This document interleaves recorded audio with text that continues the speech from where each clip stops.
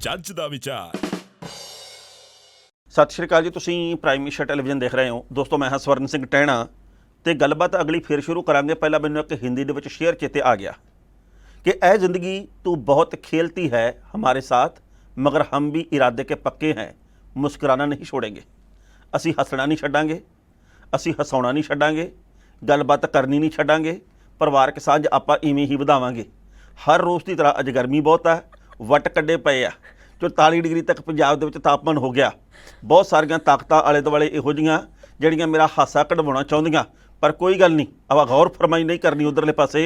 पर हर रोज़ की तरह ਵੱਟ ਕੱਢਦੀ ਗਰਮੀ ਆ, ਹਰ ਰੋਜ਼ ਦੀ ਤਰ੍ਹਾਂ ਬਾਹਰ ਜਿਹੜੇ ਧੁੱਪ ਦੇ ਵਿੱਚ ਆ ਗਿੱਚੀ ਤੋਂ ਲੈ ਕੇ ਗਿੱਟਿਆਂ ਤੱਕ ਮੁੜਕਾ ਚੋਂਦਾ, ਹਰ ਰੋਜ਼ ਦੀ ਤਰ੍ਹਾਂ ਖੇਤਾਂ ਦੇ ਵਿੱਚ ਕੰਮ ਕਰਨ ਵਾਲੇ ਕਾਮਿਆਂ ਨੂੰ, ਕਿਰਤੀਆਂ ਨੂੰ, ਕਿਸਾਨਾਂ ਨੂੰ ਸਲਾਮ ਕਰਦੇ ਆ। ਹਰ ਰੋਜ਼ ਦੀ ਤਰ੍ਹਾਂ ਹੀ ਮੌਸਮ ਵਿਭਾਗ ਜੋ ਕਹਿੰਦਾ ਪਤਾ ਨਹੀਂ ਯਕੀਨ ਕਰਨਾ ਚਾਹੀਦਾ ਕਿ ਨਹੀਂ ਕਰਨਾ ਚਾਹੀਦਾ, ਤੇ ਹਰ ਰੋਜ਼ ਦੀ ਤਰ੍ਹਾਂ ਆਪਾਂ ਹਰਮੰਥਨ ਜੀ ਦਾ ਸਵਾਗਤ ਕਰਦੇ ਆ। ਸਤਿ ਸ਼੍ਰੀ ਅਕਾਲ। ਸਤਿ ਸ਼੍ਰੀ ਅਕਾਲ ਟਾਣਾ ਸਾਹਿਬ ਜੀ। ਕੀ ਹੋਇਆ, ਇੰਨਾ ਗੁੱਸੇ 'ਚ ਕਾਹਤੇ ਆਏ ਹੋਏ ਹੋ? ਮੈਂ ਕੀ ਕਿਹਾ? ਤੁਸੀਂ ਹੌਲੀ ਹੌਲੀ ਹੌਲੀ ਹੌਲੀ ਬਹੁਤ ਜ਼ਿਆਦਾ ਗੁੱਸੇ ਦੇ ਵਿੱਚ, ਬਹੁਤ ਜ਼ਿਆਦਾ ਤੈਸ਼ 'ਚ ਆ ਰਹੇ ਸੀ। ਨਹੀਂ, ਇਦਾਂ ਤਾਂ ਕੋਈ ਗੱਲ ਹੋਰ ਨਹੀਂ। ਕੀ ਹੈ? ਕੀ ਦਰਸ਼ਕ ਇਹ ਗੱਲ ਮੰਨ ਸਕਦੇ ਹਨ? ਮੰਨ ਸਕਦੇ ਹਨ। ਮੈਂ ਜੇ ਕਹਿਤਾ ਪਰਿਵਾਰਕ ਜੀਆਂ ਨੂੰ ਮੰਨ ਸਕਦੇ ਹਨ। ਇਉਂ ਨਹੀਂ ਹੁੰਦਾਗਾ। ਜੋ ਉਹਨਾਂ ਦੇ ਮਨੋਭਾਵ ਆ, ਜੋ ਉਹਨਾਂ ਦੇ ਅੰਦਰਲੀ ਹਲਚਲ ਆ, ਉਹ ਦੱਸਣ। ਨਹੀਂ ਉਹ ਦੱਸ ਦੇਣਗੇ, ਆਰਾਮ ਨਾਲ ਕਹਿ ਦੋ ਟਾਣਾ ਸਾਹਿਬ ਕੀ ਗੱਲ ਬਣ ਗਈ। ਫੇਰ ਉਹੀ ਗੱਲ ਆ ਗਈ। ਹੋਰ ਸੁਣਾਓ, ਘਰ ਪਰਿਵਾਰ ਠੀਕ ਆ? ਬਾਹਰ ਬਹੁਤ ਗਰਮੀ ਹੈ। ਹਾਂ, ਮੰਨਿਆ ਕਿ ਜਿਹੜਾ ਤਾਪਮਾਨ ਹੈ 43-44 ਡਿਗਰੀ ਨੂੰ ਹੋ ਗਿਆ। ਇੱਕ ਗੱਲ ਹੋਰ ਦੱਸ ਦਿਆਂ, ਹਾਂਜੀ। ਚਲੋ ਵਿੱਚੇ ਤਾਪਮਾਨ ਦੀ ਸਾਂਝ ਵੀ ਕਰ ਲੈਂਦੇ ਆ। ਹਾਂਜੀ। ਉਹ ਇਹ ਹੈ ਜੀ ਕਿ ਪੰਜਾਬ ਦੇ ਵਿੱਚ 44 44.5 ਡਿਗਰੀ ਤੱਕ ਕੱਲ ਤਾਪਮਾਨ ਰਿਹਾ, ਪਰ ਨਾ ਕਹਿੰਦੇ ਵੀ ਰਾਜਸਥਾਨ ਵੱਲ ਕਾਕੜੇ ਪੈ ਗਏ ਆ, ਹਾਂਜੀ, ਗੜੇ ਪੈ ਗਏ ਆ। ਅੱਛਾ ਅੱਛਾ। ਹਿੰਦੀ ਚ ਓਲਾ ਵ੍ਰਿਸ਼ਟੀ ਹੋ ਗਈ ਆ। ਹਾਂਜੀ ਹਾਂਜੀ। ਉਧਰੋਂ ਕਹਿੰਦੇ ਸ਼ਿਮਲੇ ਚ ਵੀ ਕਾਕੜੇ ਪਏ ਆ। ਅੱਛਾ। ਕਹਿੰਦੇ ਵੀ ਦੋਵਾਂ ਤਿੰਨਾਂ ਸੂਬਿਆਂ ਦੇ ਵਿੱਚ ਜਿਹੜੀਆਂ ਕਣੀਆਂ ਪਾਈਆਂ, ਜਿਹੜੇ ਗੜੇ ਪਏ ਆ, ਉਹਦੇ ਕਰਕੇ ਪੰਜਾਬ ਦੇ ਵਿੱਚ 2 ਡਿਗਰੀ ਤਾਪਮਾਨ ਥੱਲੇ ਆ ਰਿਹਾ। ਪਰ ਇਹ ਬਾਹਲਾ ਚਿਰ ਨਹੀਂ, ਬਾਲੀਆਂ ਕੱਛਾਂ ਨਹੀਂ ਵਜਾਉਣੀਆਂ, ਇਹ 47 48 ਤੱਕ ਜਾਣਾ ਜੀ। ਤੇ ਇੱਕ ਹੋਰ ਹੈਰਾਨ ਕਰ ਦੀ ਗੱਲ ਤੁਹਾਨੂੰ ਦੱਸਾਂ, ਕੱਲ ਮੈਂ ਇੱਕ ਰਿਪੋਰਟ ਪੜ੍ਹੀ, ਉਹਦੇ ਵਿੱਚ ਦਾਅਵਾ ਕੀਤਾ ਗਿਆ ਹੈ ਕਿ ਭਾਰਤ ਦੀ ਜੇ ਕੁੱਲ ਦੀ ਗੱਲ ਕੀਤੀ ਜਾਵੇ ਤਾਂ ਕਹਿੰਦੇ ਆਉਂਦੇ ਸਮੇਂ ਦੇ ਵਿੱਚ ਭਾਰਤ ਦਾ ਜਿਹੜਾ ਤਾਪਮਾਨ ਆ 60 ਡਿਗਰੀ ਤੱਕ ਵੀ ਪਹੁੰਚ ਸਕਦਾ ਹੈ ਆਉਂਦੇ ਸਮੇਂ 'ਚ ਜੀ। ਔਰ ਤੁਸੀਂ ਇਹ ਵੇਖੋ, ਕਹਿੰਦੇ ਵਿਗਿਆਨੀ ਜਿਹੜੇ ਨੇ, ਕਿਉਂਕਿ ਜਦੋਂ ਦੇਖਦੇ ਨੇ ਪੂਰੇ ਭਾਰਤ ਨੂੰ ਤਾਂ ਸਾਰੇ ਪਾਸੇ ਲਾਲੀ ਲਾਲੀ ਲਾਲੀ ਛਾਈ ਹੋਈ ਹੈ, ਕਿਉਂਕਿ ਗਰਮੀ ਦਾ ਕਰਕੇ, ਤਾਪਮਾਨ ਵਧਣ ਦਾ ਕਰਕੇ, ਤੇ ਉਹ ਬਹੁਤ ਜ਼ਿਆਦਾ ਚਿੰਤਾ ਦੇ ਵਿੱਚ ਨੇ ਕਿ ਜੇ ਆਹੀ ਹਾਲਾਤ ਰਹੇ ਤਾਂ ਸਾਡੇ ਮੁਲਕ ਦਾ ਬਣੂਗਾ ਕੀ। ਗਰਮੀ ਕਿੰਨੀ ਆ ਇਹਦਾ ਪਤਾ ਇੱਥੋਂ ਲੱਗ ਜਾਂਦਾ ਵੀ ਫਰਾਈ ਪੈਨ ਹੈ ਨਾ ਜਿਹੜਾ, ਉਹਦੇ ਵਿੱਚ ਮਾੜਾ ਜਿਹਾ ਤੇਲ ਲਾਓ ਜਾਂ ਨਾ ਵੀ ਲਾਓ, ਥੋੜੀ ਮਰਜ਼ੀ ਆ। ਉਹਦੇ 'ਚ 2 ਆਂਡੇ ਆ ਨਾ ਜਿਹੜੇ ਤੋੜ ਕੇ ਪਾ ਦਿਓ, ਉੱਤੇ ਰੱਖ ਦਿਓ ਭਾਂਡਾ, ਤੇ ਪੂਰੀ ਤਿੱਖੜ ਦੁਪਹਿਰ ਦੇ ਵਿੱਚ ਰੱਖ ਦਿਓ, ਛੱਤ ਤੇ ਰੱਖ ਦਿਓ। ਬਿਲਕੁਲ ਸਹੀ। ਉਸ ਤੋਂ ਬਾਅਦ ਕੁਝ ਕੁ ਦੇਰ ਬਾਅਦ, ਅੱਧੇ ਕੁ ਘੰਟੇ ਬਾਅਦ ਜਾ ਕੇ ਚੱਕੋ ਸਹੀ, ਪਤਾ ਲੱਗ ਜਾਂਦਾ ਵੀ ਗਰਮੀ ਕਿਵੇਂ ਆ, ਆਮਲੇਟ ਬਣ ਜਾਂਦਾ। ਬਿਲਕੁਲ ਸਹੀ ਗੱਲ ਹੈ, ਗਰਮੀ ਬਹੁਤ ਜ਼ਿਆਦਾ ਹੈ। ਸੂਰਜੀ ਊਰਜਾ ਨਾਲ ਸਿੱਧੇ ਤੌਰ ਤੇ ਬਣਾ ਲਓ। ਹਾਂ, ਨਾਲੇ ਦੇਖੋ ਗੈਸ ਬਚੂਗੀ, ਮਹਿੰਗੀ ਬਹੁਤ ਆ, ਹੈਨਾ, ਤੇ ਨਾਲੇ ਤੁਹਾਡਾ ਆਮਲੇਟ ਬਣ ਜਾਊਗਾ, ਨਾਲੇ ਤੁਹਾਨੂੰ ਪਤਾ ਲੱਗ ਜਾਊਗਾ ਤਾਪਮਾਨ ਕਿੰਨਾ ਜ਼ਿਆਦਾ ਹੈ। ਔਰ ਇੰਨੇ ਵਧੇ ਹੋਏ ਤਾਪਮਾਨ ਦੇ ਵਿੱਚ ਮੈਂ ਵਾਰ-ਵਾਰ ਇਹ ਗੱਲ ਦੁਹਰਾਉਣੀ ਆ, ਹਰ ਰੋਜ਼ ਆਪਾਂ ਇਹ ਗੱਲ ਕਰਦੇ ਆ ਕਿ ਸਵੇਰੇ 10-11 ਵਜੇ ਤੋਂ ਬਾਅਦ ਤੇ ਸ਼ਾਮ ਨੂੰ 5-6 ਵਜੇ ਤੋਂ ਪਹਿਲਾਂ ਬਿਲਕੁਲ ਵੀ ਘਰੋਂ ਬਾਹਰ ਨਾ ਨਿਕਲੋ ਜੇਕਰ ਕੋਈ ਜ਼ਰੂਰੀ ਕੰਮ ਨਹੀਂ ਆਤਾ, ਕਿਉਂਕਿ ਲੂ ਵਗ ਰਹੀ ਹੈ ਔਰ ਇਸ ਲੂ ਦਾ ਬਹੁਤ ਭੈੜਾ ਅਸਰ ਹੋ ਰਿਹਾ ਹੈ। ਕਹਿੰਦੇ ਦੁੱਧ ਦਾ ਪੈਕਟ ਲੈਣ ਜਾਣਾ ਇੱਕ ਜਣਾ ਹੀ ਜਾਓ, ਨਾਲ 3 ਜਣੇ ਨਾ ਜਾਓ। ਹਾਂ। ਜੇਕਰ ਆਪਾਂ ਭਿੰਡੀਆਂ ਤੋਰੀਆਂ ਲੈਣੀਆਂ, ਇੱਕ ਜਣਾ ਬਹੁਤ ਹੁੰਦਾ, ਪਰ ਆਪਾਂ ਕਈ ਵਾਰੀ ਸਾਰੇ ਨਾਲ ਤੁਰ ਪੈਂਦੇ ਆ। ਨਹੀਂ, ਤੇ ਉਹ ਸਮਾਨ ਵੀ ਤੁਸੀਂ ਠੰਡੇ ਹੋਏ ਲੈ ਸਕਦੇ ਹੋ, ਜ਼ਰੂਰੀ ਨਹੀਂ ਆ ਸਿਖਰ ਦੁਪਹਿਰੇ। ਪਰ ਜਿਹੜੇ ਲੋਕ ਵੀ ਇਸ ਗਰਮੀ ਦੇ ਵਿੱਚ, ਇਸ ਤਿੱਖੜ ਦੁਪਹਿਰ ਦੇ ਵਿੱਚ ਕੰਮ ਕਰਦੇ ਆ, ਕਿਰਤ ਕਰਦੇ ਆ, ਭਾਈ ਧੰਨਵਾਦ ਤੇ ਸਲਾਮ। ਬਿਲਕੁਲ ਸਹੀ ਹੈ। ਸੋ ਬਾਕੀ ਹੁਣ ਚਾਹੀਦਾ ਵਿਚਾਰ ਪੇਸ਼ ਕਰ देखो भाई, ਚੱਜ ਦਾ ਵਿਚਾਰ ਹੁਣ ਮੇਰਾ गौर ਨਾਲ सुनियो जी। शुक्र है परिंदों को नहीं पता कि उनका मजहब क्या है।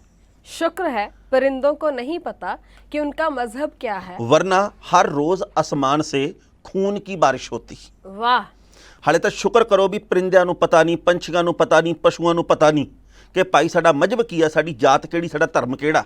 ਤੇ ਜੇਕਰ ਪਤਾ ਹੁੰਦਾ ਨਾ ਤਾਂ ਇੱਥੇ ਵੀ ਇੱਟਾਂ ਵੱਟੇ ਚੱਲਿਆ ਕਰਦੇ, ਇੱਥੇ ਇੱਕ ਦੂਜੇ ਦੇ ਖੰਭ ਕੁਤਰ ਕੇ ਖਾ ਜਾਂਦੇ, ਚੁੰਝਾਂ ਪੱਟ ਦਿੰਦੇ, ਪੂਛਾਂ ਪੱਟ ਦਿੰਦੇ, ਲਹੂ ਲੁਹਾਨ ਹੋ ਜਾਂਦੇ ਉੱਤੇ ਜਾ ਕੇ ਇਹ ਭਿੜਦੇ ਭਿੜਦੇ, ਤੇ ਥੱਲੇ ਬਾਰਿਸ਼ ਹੋਇਆ ਕਰਦੀ, ਮੀਂਹ ਪਿਆ ਕਰਦਾ ਖੂਨ ਦਾ।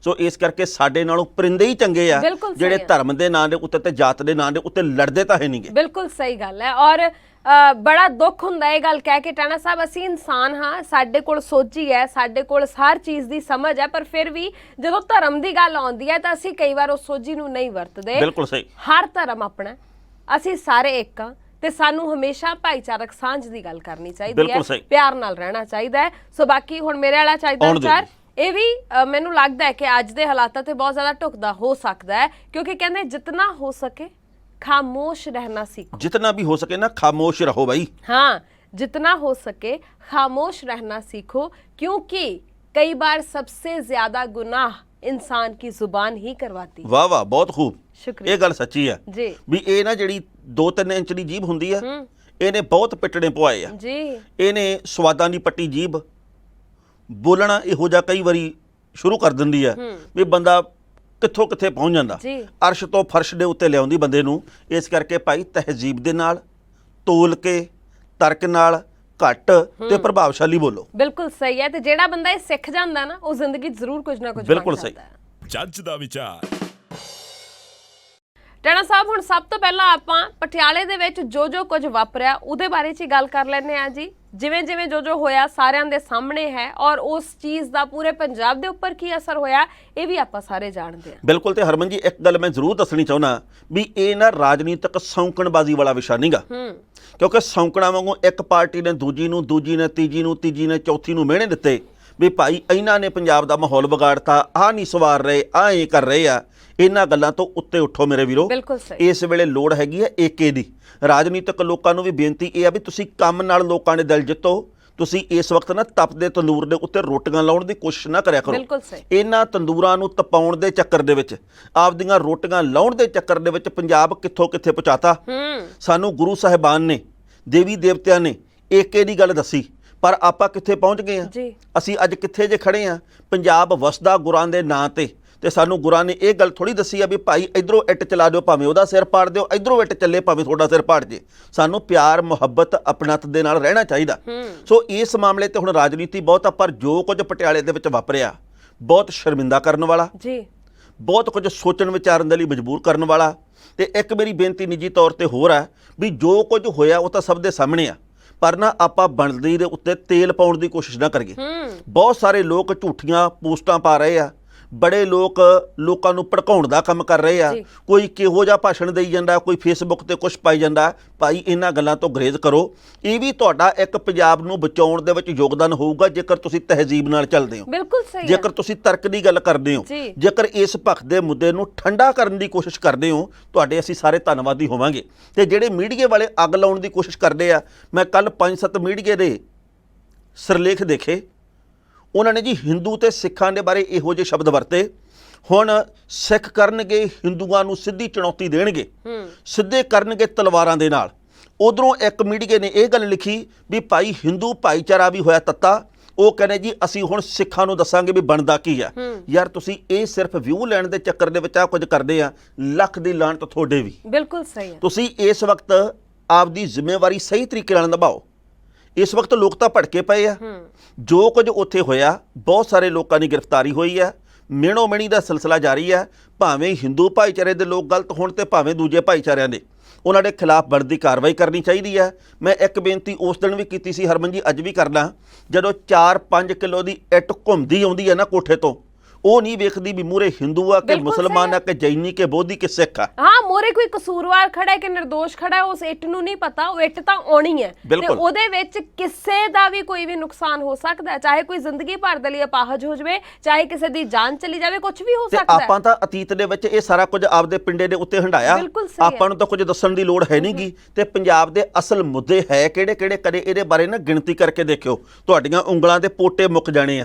ਨਾਲ ਦਾ ਸਾਥੀ ਬੈਠਾ ਹੋਇਆ ਉਹਦੇ ਵੀ ਪੋਟੇ ਮੁੱਕ ਜਾਣੇ ਆ, ਤੀਜਾ ਬੈਠਾ ਹੋਇਆ ਉਹਦੇ ਵੀ ਪੋਟੇ ਮੁੱਕ ਜਾਣੇ ਆ। ਤੇ ਆਪਾਂ ਕਿਹੜੇ ਚੱਕਰਾਂ ਦੇ ਵਿੱਚ ਪਏ ਆ? ਜੀ ਬਿਲਕੁਲ, ਅਸੀਂ ਬਚਪਨ ਤੋਂ ਇਹ ਗੱਲਾਂ ਪੜ੍ਹਦੇ ਆ ਰਹੇ ਹਾਂ ਟਾਣਾ ਸਾਹਿਬ। ਸਾਨੂੰ ਸਕੂਲਾਂ ਦੇ ਵਿੱਚ ਇਹ ਚੀਜ਼ਾਂ ਪੜ੍ਹਾਈਆਂ ਗਈਆਂ ਕਿ ਹਿੰਦੂ, ਮੁਸਲਿਮ, ਸਿੱਖ, ਈਸਾਈ ਸਾਰੇ ਆਪਸ ਵਿੱਚ ਭਾਈ ਤਾਂ ਅਸੀਂ ਇਹ ਚੀਜ਼ਾਂ ਕਿਉਂ ਭੁੱਲ ਜਾਂਦੇ ਆ? ਮੈਨੂੰ ਇਹ ਨਹੀਂ ਸਮਝ ਆਉਂਦੀ ਕਿਉਂ ਇੱਕ ਦੂਜੇ ਨੂੰ ਉਕਸਾਉਣ ਦੀਆਂ ਕੋਸ਼ਿਸ਼ਾਂ ਕੀਤੀਆਂ ਜਾਂਦੀਆਂ ਨੇ, ਕਿਉਂ ਮਾਹੌਲ ਨੂੰ ਗਰਮਾਉਣ ਦੀਆਂ ਕੋਸ਼ਿਸ਼ਾਂ ਕੀਤੀਆਂ ਜਾਂਦੀਆਂ ਨੇ, ਕਿਉਂ ਇੱਕ ਦੂਸਰੇ ਦੇ ਖਿਲਾਫ ਅਸੀਂ ਇੰਨੀ ਅੱਗ ਉਗਲਦੇ ਆ, ਇੰਨੀ ਅੱਗ ਆਪਣੇ ਮੂੰਹ ਚੋਂ ਕੱਢਦੇ ਆ ਕਿ ਸਾਨੂੰ ਪਤਾ ਹੀ ਨਹੀਂ ਲੱਗਦਾ ਅਸੀਂ ਕਹੀ ਕੀ ਜਾਂਦੇ ਆ, ਅਸੀਂ ਕਰੀ ਕੀ ਜਾਂਦੇ ਆ। ਜਿਹੜੇ ਵੀ ਦੋਸ਼ੀ ਨੇ, ਚਾਹੇ ਕੋਈ ਵੀ ਹੋਵੇ, ਉਹਨਾਂ ਦੇ ਖਿਲਾਫ ਸਖਤ ਤੋਂ ਸਖਤ ਕਾਰਵਾਈ ਜ਼ਰੂਰ ਹੋਣੀ ਚਾਹੀਦੀ ਹੈ। ਤੇ ਲੋਕਾਂ ਨੂੰ ਇਹ ਬੇਨਤੀ ਹੈ ਕਿ ਆਪਾਂ ਇਕੱਠੇ ਰਹੀਏ। ਸਾਡਾ ਪਿਆਰ, ਸਾਡਾ ਜਿਹੜਾ ਆਪਸ ਦੇ ਵਿੱਚ ਲਗਾਅ ਹੈ, ਭਾਈਚਾਰਕ ਸਾਂਝ ਹੈ, ਉਹਦੇ ਲਈ ਹੀ ਅਸੀਂ ਜਾਣੇ ਜਾਂਦੇ ਆ। ਤੇ ਬੇਕਸੂਰ ਲੋਕ ਬਿਲਕੁਲ ਨਾ ਫਸਾਏ ਜਾਣ। ਜੀ ਬਿਲਕੁਲ ਸਹੀ ਹੈ। ਪੁਲਿਸ ਨੂੰ ਵੀ ਬੇਨਤੀ ਹੈ ਕਿ ਬੇਕਸੂਰ ਲੋਕਾਂ ਦੇ ਉੱਤੇ ਕਾਰਵਾਈ ਨਾ ਹੋਵੇ ਤੇ ਕਸੂਰਵਾਰ ਲੋਕ ਕਿਸੇ ਵੀ ਕੀਮਤ ਤੇ ਬਖਸ਼ੇ ਨਾ ਜਾਣ। ਔਰ ਜਦੋਂ ਸਿਆਸਤਦਾਨਾਂ ਦੀ ਗੱਲ ਆਉਂਦੀ ਹੈ ਟਾਣਾ ਸਾਹਿਬ, ਹਰ ਇੱਕ ਪਾਰਟੀ 'ਚ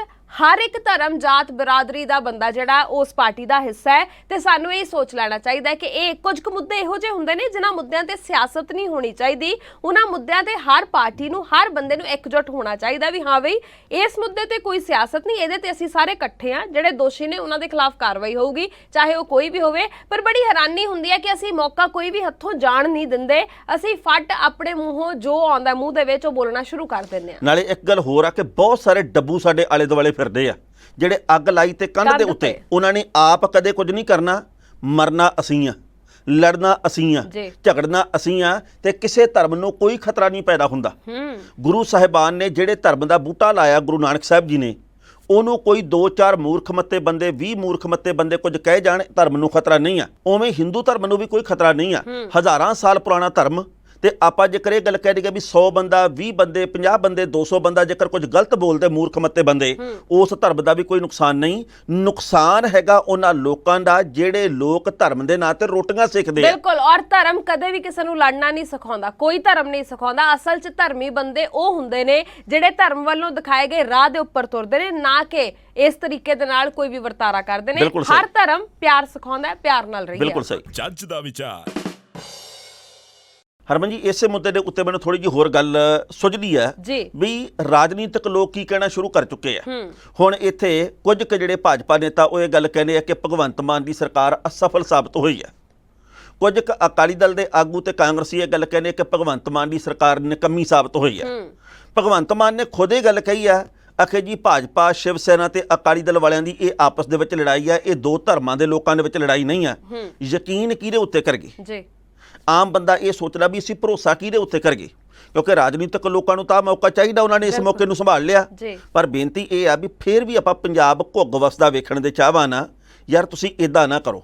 ਹੁਣ ਕਈ ਪੁਲਿਸ ਅਧਿਕਾਰੀਆਂ ਦੇ ਤਬਾਦਲੇ ਵੀ ਕੀਤੇ ਗਏ ਆ, ਕਈ ਲੋਕਾਂ ਦੀ ਫੜੋ ਫੜੀ ਵੀ ਕੀਤੀ ਜਾ ਰਹੀ ਆ, ਕਈ ਲੋਕ ਫੜ ਵੀ ਲੈ ਗਏ ਆ, ਕਈ ਲੋਕ ਰਿਮਾਂਡ ਤੇ ਵੀ ਲਈ ਗਏ ਆ, ਕਈਆਂ ਨੂੰ ਹਾਲੇ ਹੋਰ ਵੀ ਪੁੱਛਗਿੱਛ ਦੇ ਵਿੱਚ ਸ਼ਾਮਲ ਕੀਤਾ ਜਾ ਰਿਹਾ। ਉਹਨਾਂ ਦੇ ਵਿੱਚੋਂ ਅਸਲ ਕਾਰਨ ਲੱਭ ਕੇ ਆਉਣਾ ਚਾਹੀਦਾ। ਕੋਈ ਇਹ ਗੱਲ ਕਹਿਣਾ ਜੀ ਕਿ ਇਹਨਾਂ ਨੇ ਪਹਿਲਾਂ ਸਾਨੂੰ ਤਲਵਾਰਾਂ ਦਿਖਾਈਆਂ, ਕੋਈ ਇਹ ਗੱਲ ਕਹਿਣਾ ਜੀ ਇਹ ਪਹਿਲਾਂ ਡਾਂਗਾ ਲੈ ਕੇ ਆਏ। ਇਹਨਾਂ ਲੋਕਾਂ ਦੇ ਵਿੱਚੋਂ ਕਈ ਇਹੋ ਜਿਹੇ ਹੋਣਗੇ ਜਿਹੜੇ ਸ਼ਰਾਰਤੀ ਅਨਸਰ ਆ। ਉਹਨਾਂ ਸ਼ਰਾਰਤੀ ਅਨਸਰਾਂ ਨੂੰ ਫੜ ਕੇ ਉਹਨਾਂ ਦੀ ਪਤਾ ਕਰਨਾ ਚਾਹੀਦਾ ਵੀ ਭਾਈ ਸੋਚ ਕੀ ਹੈ। ਹਾਂ, ਤੇ ਨਾਲੇ ਟੈਣਾ ਸਾਹਿਬ ਬਰਾਬਰੀ ਦੇ ਨਾਲ ਇਹ ਗੱਲ ਹੋਣੀ ਚਾਹੀਦੀ ਹੈ। ਇਹ ਨਹੀਂ ਵੀ ਕਿਸੇ ਦਾ ਪਲੜਾ ਆਪਾਂ ਭਾਰੀ ਕਰ ਦਈਏ ਤੇ ਕਿਸੇ ਨੂੰ ਆਪਾਂ ਵੈਸੇ ਹੀ ਬਿਲਕੁਲ ਖਤਮ ਕਰ ਦਈਏ। ਬਰਾਬਰੀ ਦੇ ਨਾਲ ਜੋ ਵਾਕਈ ਕਾਨੂੰਨ ਕਹਿੰਦਾ ਹੈ ਉਹਦੇ ਮੁਤਾਬਕ ਹਰੇਕ ਦੇ ਉੱਤੇ ਕਾਰਵਾਈ ਹੋਣੀ ਚਾਹੀਦੀ ਹੈ। ਇਹਦੇ 'ਚ ਕੋਈ ਉੱਚਾ ਨਹੀਂ ਤੇ ਕੋਈ ਨੀਵਾਂ ਨਹੀਂ, ਸਾਰਿਆਂ ਨੂੰ ਇੱਕੋ ਅੱਖੇ ਦੇਖਿਆ ਜਾਣਾ ਚਾਹੀਦਾ ਹੈ। ਨਹੀਂ ਤਾਂ ਨਾ ਇਉਂ ਲੱਗੂਗਾ ਕਿ ਸ਼ਾਇਦ ਇਹ ਪੱਖਪਾਤ ਜਿਹਾ ਹੋ ਗਿਆ, ਇਦਾਂ ਹੋ ਗਿਆ, ਉਦਾਂ ਹੋ ਗਿਆ। ਜੋ ਅਸਲ ਦੇ ਵਿੱਚ ਕਾਨੂੰਨੀ ਕਾਰਵਾਈ ਬਣਦੀ ਹੈ ਉਹੀ ਹੋਣੀ ਚਾਹੀਦੀ ਹੈ। ਤੇ ਭਗਵੰਤ ਮਾਨ ਹੋਰਾਂ ਨੂੰ ਵੀ ਬੇਨਤੀ ਹੈ ਕਿ ਆਪ ਜੀ ਪਟਿਆਲੇ ਜਾਓ, ਆਪ ਜੀ ਪਟਿਆਲੇ ਦੇ ਵਿੱਚ ਜਾ ਕੇ ਉੱਥੇ ਮੌਕੇ ਦੇ ਉੱਤੇ ਜਾਇਜ਼ਾ ਲਓ। ਹਾਲਾਂਕਿ ਪੁਲਿਸ ਅਧਿਕਾਰੀਆਂ ਨੂੰ ਕਿਹਾ ਗਿਆ ਵੀ ਤੁਸੀਂ ਪੂਰੀ ਤਰ੍ਹਾਂ ਪੜਤਾਲ ਕਰੋ, ਪਰ ਵਿਰੋਧੀ ਪਾਰਟੀਆਂ ਨੂੰ ਵੀ ਬੇਨਤੀ ਹੈ ਕਿ ਪੰਜਾਬ ਦੇ ਇਹਨਾਂ ਨਾਜ਼ੁਕ ਮੁੱਦਿਆਂ ਦੇ ਉੱਤੇ ਰਾਜਨੀਤੀ ਨਾ ਕਰਿਆ ਕਰੋ। ਬਿਲਕੁਲ ਸਹੀ ਹੈ। ਰਾਜਨੀਤੀ ਕਰਨ ਨੂੰ 3600 ਗੱਲਾਂ ਹੋਰ ਆ, ਇਹਨੂੰ ਤੂੰਬਾ ਲਾਇਆ, ਇਹਨੂੰ ਚੱਕ ਦਿਓ, ਇਹਨੂੰ ਕੁਛ ਕਿਹਾ, ਇਹਨੂੰ ਚੱਕ ਦਿਓ। ਪਰ ਇਹ ਜਿਹੜੇ ਮੁੱਦੇ ਧਰਮ ਦੇ, ਜਿਹੜੇ ਲੋਕਾਂ ਦੇ ਨਾਲ ਜੁੜੇ ਹੋਏ, ਜਜ਼ਬਾਤ ਨਾਲ ਜੁੜੇ ਹੋਏ ਆ, ਮਾੜਾ ਮੋਟਾ ਇਸ ਗੱਲ ਦੇ ਉੱਤੇ ਤਾਂ ਚੁੱਪ ਰਹਿ ਲਿਆ ਕਰੋ। ਮਾੜਾ ਮੋਟਾ ਕੋਈ ਯੋਗਦਾਨ ਪਾ ਲਓ ਵੀ ਯਾਰ ਅਸੀਂ ਪੰਜਾਬ ਦਾ ਮਾਹੌਲ ਕਦੇ ਠੰਡਾ ਵੀ ਕੀਤਾ। ਹਾਂ ਬਿਲਕੁਲ, ਕਿਉਂਕਿ ਟੈਣਾ ਸਾਹਿਬ ਪੰਜਾਬ ਸਾਰਿਆਂ ਦਾ ਘਰ ਹੈ ਸਾਡਾ। ਇੱਥੇ ਵੱਖੋ ਵੱਖਰੇ ਫੁੱਲ ਨੇ, ਇਸ ਫੁਲਵਾੜੀ ਦਾ ਨਾਂ ਪੰਜਾਬ ਹੈ ਤੇ ਅਸੀਂ ਸਾਰੇ ਉਹਦਾ ਹਿੱਸਾ ਹਾਂ। ਤੇ ਸਾਨੂੰ ਇਸ ਚੀਜ਼ ਨੂੰ ਦਿਮਾਗ ਦੇ ਵਿੱਚ ਬਿਠਾ ਕੇ ਰੱਖਣਾ ਚਾਹੀਦਾ ਹੈ। ਇਹ ਨਹੀਂ ਕਿ ਕਿਸੇ ਨੇ ਵੀ ਅੱਗ ਲਾਈ ਤੇ ਅਸੀਂ ਭੜਕ ਗਏ, ਇਹ ਨਹੀਂ ਵੀ ਕਿਸੇ ਨੇ ਵੀ ਸਾਨੂੰ ਕੋਈ ਗੱਲ ਕਹਿਤੀ ਤੇ ਅਸੀਂ ਭੜਕ ਗਏ। ਥੋੜਾ ਜਿਹਾ ਅਸੀਂ ਆਪਣਾ ਵੀ ਦਿਮਾਗ ਵਰਤੀਏ, ਥੋੜਾ ਜਿਹਾ ਸ਼ਾਂਤੀ ਦੇ ਨਾਲ ਰਹੀਏ। ਗਰਮੀ ਤਾਂ ਅੱਗੇ ਇੰਨੀ ਹੋਈ ਹੈ ਤੇ ਉਸ ਗਰਮੀ ਦੇ ਵਿੱਚ ਦਿਮਾਗ ਨੂੰ ਉਬਾਲਾ ਦੇ ਦੇ ਕੇ ਅਸੀਂ ਕਿਹੋ ਜਿਹੀਆਂ ਚੀਜ਼ਾਂ ਕਰਦੇ ਆ। ਥੋੜਾ ਜਿਹਾ ਤਾਂ ਸੋਚੀਏ, ਸਾਡੇ ਘਰ ਪਰਿਵਾਰ ਨੇ, ਸਾਡੇ ਬੱਚੇ ਨੇ, ਸਾਡੇ ਮਾਂ-ਬਾਪ ਨੇ, ਅਸੀਂ ਆਪਣੇ ਉਹਨਾਂ ਪਰਿਵਾਰਾਂ ਬਾਰੇ ਸੋਚੀਏ ਤੇ ਫਿਰ ਕੋਈ ਕਦਮ ਚੁੱਕਿਆ। ਸੋ ਸਾਡੀ ਭਾਈ ਬੇਨਤੀ ਆ ਨਿੱਜੀ ਤੌਰ ਦੇ ਉੱਤੇ ਚੈਨਲ ਦੇ ਵੱਲੋਂ ਵੀ, ਚੱਜ ਦਾ ਵਿਚਾਰ ਦੇ ਵੱਲੋਂ ਵੀ ਮਾਹੌਲ ਨੂੰ ਬਿਲਕੁਲ ਸੁਖਾਵਾਂ ਰੱਖਿਆ ਜਾਵੇ। ਕਿਸੇ ਦੀ ਵੀ ਪੋਸਟ ਪੜ੍ਹ ਕੇ ਅੱਗੇ ਨਾ ਭੇਜੀ ਜਾਵੇ ਜੀ, ਕਿਉਂਕਿ ਬਹੁਤ ਸਾਰੇ ਲੋਕ ਇਹੋ ਜਿਹੇ ਜਿਹਨਾਂ ਨੂੰ ਸਮਝ ਦੀ ਘਾਟ ਹੁੰਦੀ ਆ, ਪਰ ਉਹ ਜਿੰਨੀ ਕੁ ਸੋਝੀ ਹੁੰਦੀ ਆ ਉਨੀ ਕੁ ਲਿਖ ਦਿੰਦੇ ਆ ਵੀ ਇਹਨੇ ਐ ਕਰ ਦਿੱਤਾ, ਇਹਨੂੰ ਚੱਕ ਦਿਆਂਗੇ। ਤੇ ਜੇਕਰ ਆਪਾਂ ਵੀ ਉਹਨੂੰ ਅੱਗੇ ਭੇਜਦੇ ਆ ਤਾਂ ਕਸੂਰਵਾਰ ਅਸੀਂ ਬਰਾਬਰ ਦੇ ਆ। ਸੋ ਮੌਕੇ ਨੂੰ ਸੰਭਾਲੀਏ, ਇੱਕ ਜ਼ਿੰਮੇਵਾਰ ਨਾਗਰਿਕ ਵਾਲੇ ਫਰਜ਼ ਅਦਾ ਕਰਗੇ, ਸਾਰੇ ਧਰਮਾਂ ਦਾ ਅਸੀਂ ਸਤਿਕਾਰ ਕਰਗੇ, ਸਾਰੇ ਸਾਡੇ ਆਪਣੇ ਆ, ਆਪਣੇਪਣ ਦਾ ਅਹਿਸਾਸ ਹੋਣਾ ਚਾਹੀਦਾ। ਪਰ ਬਚੋ ਇਹਨਾਂ ਗੱਲਾਂ ਤੋਂ ਜਿੰਨੇ ਬਚ ਸਕਦੇ। ਬਿਲਕੁਲ ਸਹੀ ਹੈ। ਠੰਡੇ ਦਿਮਾਗ ਨਾਲ ਸੋਚੋ ਕਿ ਅਸੀਂ ਕੀ ਖੱਟਿਆ ਤੇ ਕੀ ਖੱਟ ਲਵਾਂਗੇ। ਜਿੰਨੇ ਤੱਤੇ ਆਪਾਂ ਹੁਣ ਹੁੰਨੇ ਆ ਨਾ, ਪੰਜਾਬ ਦੇ ਬਹੁਤ ਸਾਰੇ ਮੁੱਦੇ ਇਹੋ ਜਿਹੇ ਆ। ਆ ਪਿਛਲੇ ਕੁਝ ਕੁ ਸਮੇਂ ਦੇ ਵਿੱਚ ਤੇਲ ਦੀਆਂ ਕੀਮਤਾਂ ਕਿੱਥੋਂ ਕਿੱਥੇ ਹਾਂ ਪਹੁੰਚੀਆਂ, ਮਹਿੰਗਾਈ ਦੇ ਤਾਂ ਸਿਲੰਡਰ ਬੋਲਦੇ ਹੀ ਕਿੱਥੋਂ ਨਹੀਂ। ਕਿੱਥੇ ਪਹੁੰਚਿਆ, ਜੀ ਆ ਕਿਸਾਨਾਂ ਦੀਆਂ ਕਿੰਨੀਆਂ ਵੱਡੀਆਂ ਮੁਸ਼ਕਿਲਾਂ, ਬਿਲਕੁਲ ਹੋਰ ਬਾਕੀ ਵੱਖ-ਵੱਖ ਵਰਗਾਂ ਦੀਆਂ ਕਿੰਨੀਆਂ ਮੁਸ਼ਕਿਲਾਂ। ਆ ਦੇਖੋ ਬਿਜਲੀ ਦੇ ਕੱਟਾਂ ਦੇ ਨਾਲ ਲੋਕਾਂ ਦਾ ਜਲੂਸ ਨਿਕਲਿਆ ਪਿਆ। ਜੀ ਜੀ ਕਦੇ ਇਹਨਾਂ ਮੁੱਦਿਆਂ ਦੇ ਉੱਤੇ ਵੀ ਏਕਤਾ ਦਿਖਾਈਏ। ਉਦੋਂ ਕਹਿੰਦੇ ਨੇ ਉਹਨਾਂ ਦਾ ਕਿਸਾਨਾਂ ਦੀ ਗੱਲ ਆ ਸਾਨੂੰ ਕੀ, ਬਿਲਕੁਲ। ਵਪਾਰੀਆਂ ਦੀ ਇਹ ਗੱਲ ਸਾਨੂੰ ਕੀ, ਫੈਕਟਰੀ ਉਹਨਾਂ ਦੀ ਬੰਦ ਹੋਈ ਸਾਨੂੰ ਕੀ, ਮਾੜਾ ਮੋਟਾ ਹੁਣ ਇੱਧਰ ਵੀ ਇਕੱਠੇ ਹੋਏ ਗਏ। ਜੀ ਜੱਜ ਦਾ ਵਿਚਾਰ। ਹਰਮਨ ਜੀ, ਬਠਿੰਡੇ ਦੇ ਵਿੱਚ ਇੱਕ ਪਿੰਡ ਆ ਚੱਕ ਫਤਿਹ ਸਿੰਘ ਵਾਲਾ, ਉੱਥੋਂ 2 ਸਕੀਆਂ ਭੈਣਾਂ ਪੁਲਿਸ ਨੇ ਫੜੀਆਂ। ਕਿਉਂ ਜੀ? ਚਿੱਟੇ ਦੇ ਨਾਲ ਸੰਬੰਧਿਤ ਆ, ਚਿੱਟਾ ਵੇਚਣ ਦਾ ਕੰਮ ਕਰਦੀਆਂ ਸੀ। ਅੱਛਾ ਜੀ। ਕੁੱਲ 5 ਲੋਕਾਂ ਨੂੰ ਪੁਲਿਸ ਨੇ ਕਾਬੂ ਕੀਤਾ, 2 ਇਹਦੇ ਵਿੱਚ ਸਕੀਆਂ ਭੈਣਾਂ। ਇਹ ਗੱਲ ਇਸ ਕਰਕੇ ਸਾਂਝੀ ਕਰਨੀ ਬਣਦੀ ਆ ਵੀ ਇਕੱਲੇ ਬੰਦੇ ਹੀ ਨਹੀਂ, ਹੁਣ ਚਿੱਟੇ ਦੇ ਮਾਮਲੇ 'ਚ ਬੁੜੀਆਂ ਯਾਨੀ ਕਿ ਔਰਤਾਂ ਵੀ ਇਸ ਮਾਮਲੇ ਦੇ ਵਿੱਚ ਬਰਾਬਰ ਦਾ ਯੋਗਦਾਨ ਪਾ ਰਹੀਆਂ। ਜੀ ਚਿੱਟਾ ਕਰਨ ਦੇ ਵਿੱਚ ਵੀ ਔਰਤਾਂ ਅੱਗੇ ਆ ਰਹੀਆਂ ਹੁਣ, ਤੇ ਚਿੱਟਾ ਵੇਚਣ ਦੇ ਮਾਮਲੇ 'ਚ ਵੀ ਅੱਗੇ ਆ ਰਹੀਆਂ। ਤਾਂ ਤੁਹਾਨੂੰ ਚੇਤੇ ਹੋਣਾ ਕੁਝ ਦਿਨ ਪਹਿਲਾਂ ਅੰਮ੍ਰਿਤਸਰ ਦੇ ਵਿੱਚੋਂ ਇੱਕ ਕੁੜੀ ਫੜੀ ਗਈ ਹੈ, ਜੀ ਬਿਲਕੁਲ। ਕੋਟਕਪੂਰੇ ਨਾਲ ਸੰਬੰਧਿਤ ਉਹ ਕੁੜੀ। ਅੰਮ੍ਰਿਤਸਰ ਦੇ ਇੱਕ ਨਾਮੀ ਕਾਲਜ ਦੇ ਵਿੱਚ ਟੌਪਰ ਰਹੀ ਉਹ ਕੁੜੀ। ਹਾਂਜੀ। ਉਹ ਕੁੜੀ ਵੱਡੀ ਮਾਤਰਾ ਦੇ ਵਿੱਚ ਚਿੱਟੇ ਦੇ ਨਾਲ ਆਪਣੇ ਕਈ ਸਾਥੀਆਂ ਦੇ ਗੈਂਗ ਦੇ ਨਾਲ ਕਾਬੂ ਕੀਤੀ ਗਈ ਆ। ਉਹ ਸਰਹੱਦੀ ਖੇਤਰ ਦੇ ਵਿੱਚ ਚਿੱਟਾ ਵੇਚਣ ਦਾ ਕੰਮ ਲੰਮੇ ਸਮੇਂ ਤੋਂ ਕਰਦੀ ਸੀ, ਤੇ ਪੁਲਿਸ ਨੇ ਜਿਹੜੀ ਜਾਣਕਾਰੀ ਦਿੱਤੀ ਆ ਵੀ ਉਹਦੇ ਕੋਲੇ ਇੰਨਾ ਕੁ ਚਿੱਟਾ ਤੇ ਇੰਨੇ ਕਰੋੜ ਰੁਪਏ ਦਾ ਮਾਲ ਲਈ ਫਿਰਦੀ ਸੀ ਵੀ ਪੁੱਛੋ ਕੁਛ ਨਾ। ਜੀ ਬਿਲਕੁਲ ਸਹੀ ਗੱਲ ਹੈ ਟਾਣਾ ਸਾਹਿਬ, ਹਾਲਾਤ ਵੱਧ ਤੋਂ ਬੱਤਰ ਹੁੰਦੇ ਜਾ ਰਹੇ ਨੇ ਇਸ ਵੇਲੇ। ਬਹੁਤ ਜ਼ਿਆਦਾ ਮਾਹੌਲ ਜਿਹੜਾ ਉਹ ਵਿਗੜਿਆ ਹੋਇਆ। ਵਾਕਈ ਉਸ ਕੁੜੀ ਦੇ ਬਾਰੇ 'ਚ ਵੀ ਜਦੋਂ ਮੈਂ ਪੜ੍ਹਿਆ ਸੀ, ਤੁਸੀਂ ਵੇਖੋ ਕਿ MSc ਦੀ ਵਿਦਿਆਰਥਣ ਟੌਪਰ ਰਹੀ ਹੋਵੇ ਤੇ ਉਸ ਕੁੜੀ ਨੂੰ ਕੋਈ ਸੋਚ ਵੀ ਨਹੀਂ ਸਕਦਾ ਵੀ ਉਹ ਇਸ ਲੱਤ ਦਾ ਸ਼ਿਕਾਰ ਵੀ ਹੋ ਸਕਦੀ ਹੈ ਜਾਂ ਉਹ ਇਹ ਕੰਮ ਕਰਦੀ ਹੋਊਗੀ, ਹਨਾ। ਤੇ ਉਹਦੇ ਨਾਲ ਆ ਕੁਝ ਵਾਪਰਿਆ, ਉਹ ਆ ਕੁਝ ਕਰਦੀ ਸੀ। ਇਹ ਵਾਕਈ ਬਹੁਤ ਜ਼ਿਆਦਾ ਹੈਰਾਨ ਕਰਨ ਵਾਲਾ ਮਾਮਲਾ ਹੈ। ਤੇ ਉਸ ਤੋਂ ਬਾਅਦ ਆ ਜਿਹੜੀ ਖਬਰ ਆ ਗਈ ਹੈ ਕਿ 2 ਸਕੀਆਂ ਭੈਣਾਂ ਜਿਹੜੀਆਂ ਇਹ ਕੰਮ ਕਰਦੀਆਂ ਨੇ। ਦੇਖੋ ਮੈਨੂੰ ਲੱਗਦਾ ਹੈ ਕਿ ਸਾਨੂੰ ਜੜ ਫੜਨੀ ਪਊਗੀ, ਕਾਰਨ ਪਤਾ ਕਰਨੇ ਪੈਣਗੇ ਕਿ ਆਖਰਕਾਰ ਇਹ ਚੀਜ਼ਾਂ ਕਿਉਂ ਵੱਧਦੀਆਂ ਜਾ ਰਹੀਆਂ ਨੇ। ਅਸੀਂ ਮੱਛੀਆਂ ਫੜ ਕੇ ਅੰਦਰ ਡੱਕੀ ਜਾਂਦੇ ਆ, ਮਗਰਮੱਛ ਕਿਹੜੇ ਨੇ ਉਹਨਾਂ ਨੂੰ ਲੱਭਣਾ ਪਊਗਾ, ਉਹਨਾਂ ਤੇ ਕਾਰਵਾਈ ਕਰਨੀ ਪਊਗੀ। ਇਸ ਵੇਲੇ ਸਭ ਤੋਂ ਵੱਡਾ ਮੁੱਦਾ ਹੀ ਨਸ਼ਾ ਰਹਿ ਗਿਆ ਪੰਜਾਬ ਦੇ ਤੁਹਾਨੂੰ ਵਿੱਚ। ਚੇਤੇ ਹੋਣਾ ਹਾਲੇ ਬਹੁਤਾ ਸਮਾਂ ਨਹੀਂ ਹੋਇਆ, 2-3 ਹਫ਼ਤਿਆਂ ਦੀ ਗੱਲ ਆ। ਪੰਜਾਬ ਦੇ ਸਿਹਤ ਮੰਤਰੀ ਡਾਕਟਰ ਵਿਜੇ ਸਿੰਗਲਾ ਜਿਹੜੇ ਉਹ ਮਾਨਸਾ ਦੇ ਇੱਕ ਪਿੰਡ ਦੇ ਵਿੱਚ ਗਏ ਸੀਗੇ, ਉੱਥੇ ਧੰਨਵਾਦੀ ਦੌਰਾ ਕਰਨ। ਮੁੰਡਿਆਂ ਨੇ ਲਿਆ ਕੇ 2-3 ਚਿੱਟੇ ਦੀਆਂ ਪੁੜੀਆਂ ਜਿਹੜੀਆਂ ਉਹ ਸਿੰਗਲਾ ਸਾਹਿਬ ਦੇ ਮੂਹਰੇ ਰੱਖਤੀਆਂ। ਉਹ ਕਹਿੰਦੇ ਵੀ ਇਹ ਕੀ, ਕਹਿੰਦੇ ਬਾਈ ਜੀ ਅਸੀਂ ਫਲਾਣੀ ਥਾਂ ਤੋਂ ਫਲਾਣੇ ਮੁਹੱਲੇ ਚੋਂ ਫਲਾਣੇ ਦੇ ਘਰੋਂ ਲੈ ਕੇ ਆਏ ਆ, ਅਸੀਂ ਇਹ ਚਾਹੁੰਦੇ ਜੀ ਕਿ ਤੁਸੀਂ ਆਪਦੇ ਬੰਦੇ ਭੇਜ ਕੇ ਵੀ ਭਾਵੇਂ ਮੰਗਵਾ ਲਓ। ਤੇ ਸਿਹਤ ਮੰਤਰੀ ਸਾਹਿਬ ਇਸ ਗੱਲ ਤੇ ਹੈਰਾਨ ਰਹਿ ਗਏ ਵੀ ਹੈ ਆ ਇਉਂ ਵੀ ਹੁੰਦਾ, ਮੇਰੇ ਮੂਹਰੇ ਚਿੱਟੇ ਦੀਆਂ ਪੁੜੀਆਂ ਪਈਆਂ। ਉਹ ਕਹਿੰਦੇ ਜੀ ਅਸੀਂ ਸਵੇਰ ਦੇ ਵੇਲੇ ਪੁਲਿਸ ਨੂੰ ਫੋਨ ਕੀਤਾ ਥਾਣੇ 'ਚ, ਅਸੀਂ ਆਖਿਆ ਵੀ ਤੁਸੀਂ ਵੀ ਨਾਲ ਚੱਲੋ, ਸਿਵਲ ਵਰਦੀ 'ਚ ਬੰਦਾ ਭੇਜੋ, ਉੱਥੇ ਸਟਿੰਗ ਆਪਰੇਸ਼ਨ ਹੋ ਜਾਊਗਾ। ਕਹਿੰਦੇ ਪੁਲਿਸ ਆਈ ਨਹੀਂ, ਫਿਰ ਭਾਈ ਤੁਹਾਨੂੰ ਅਸੀਂ ਦਿਖਾਉਣਾ ਸੀ, ਜੇ ਉਦਾਂ ਕਹਿੰਦੇ ਵੀ ਭਾਈ ਫਲਾਣੀ ਥਾਂ ਤੋਂ ਮਿਲਦੀਆਂ ਤੇ ਤੁਸੀਂ ਮੰਨਣਾ ਥੋੜੀ ਸੀ। ਇਹ ਗੱਲ ਸਧਾਰਨ ਜੀ ਲੱਗਣੀ ਸੀ। ਅਸੀਂ ਲਿਆ ਕੇ ਤੁਹਾਡੇ ਮੂਹਰੇ ਰੱਖਦੀਆਂ ਵੀ ਅਸੀਂ ਵਰਤਦੇ ਨਹੀਂ ਇਹਨੂੰ, ਅਸੀਂ ਵੇਚਦੇ ਨਹੀਂ ਇਹਨੂੰ, ਪਰ ਲਿਆ ਕੇ ਤੁਹਾਨੂੰ ਦਿਖਾਇਆ। ਮਤਲਬ ਇਹ ਆ ਕਹਿਣ ਦਾ ਵੀ ਭਾਵੇਂ ਪੰਜਾਬ ਦੇ ਵਿੱਚ ਸਰਕਾਰ ਬਦਲ ਗਈ ਆ, ਪਰ ਚਿੱਟਾ ਪਹਿਲਾਂ ਵਾਂਗੂ ਵਿਕਦਾ। ਭਾਵੇਂ ਪੰਜਾਬ ਦੇ ਵਿੱਚ ਤਬਦੀਲੀ ਆਈ ਆ, ਪਰ ਮਸਲੇ ਪਹਿਲਾਂ ਵਰਗੇ ਹੀ ਆ। ਪਿਛਲੀਆਂ ਸਰਕਾਰਾਂ ਵੀ ਇਹ ਗੱਲ ਕਹਿਣੀਆਂ ਤੁਰ ਗਈਆਂ ਵੀ ਭਾਈ ਅਸੀਂ ਤਾਂ ਤਸਕਰ ਕੰਬਣ ਲਾਤੇ, ਅਸੀਂ ਲੱਕ ਤੋੜਤੇ, ਅਸੀਂ ਨਸ਼ਾ ਮੁਕਾਤਾ।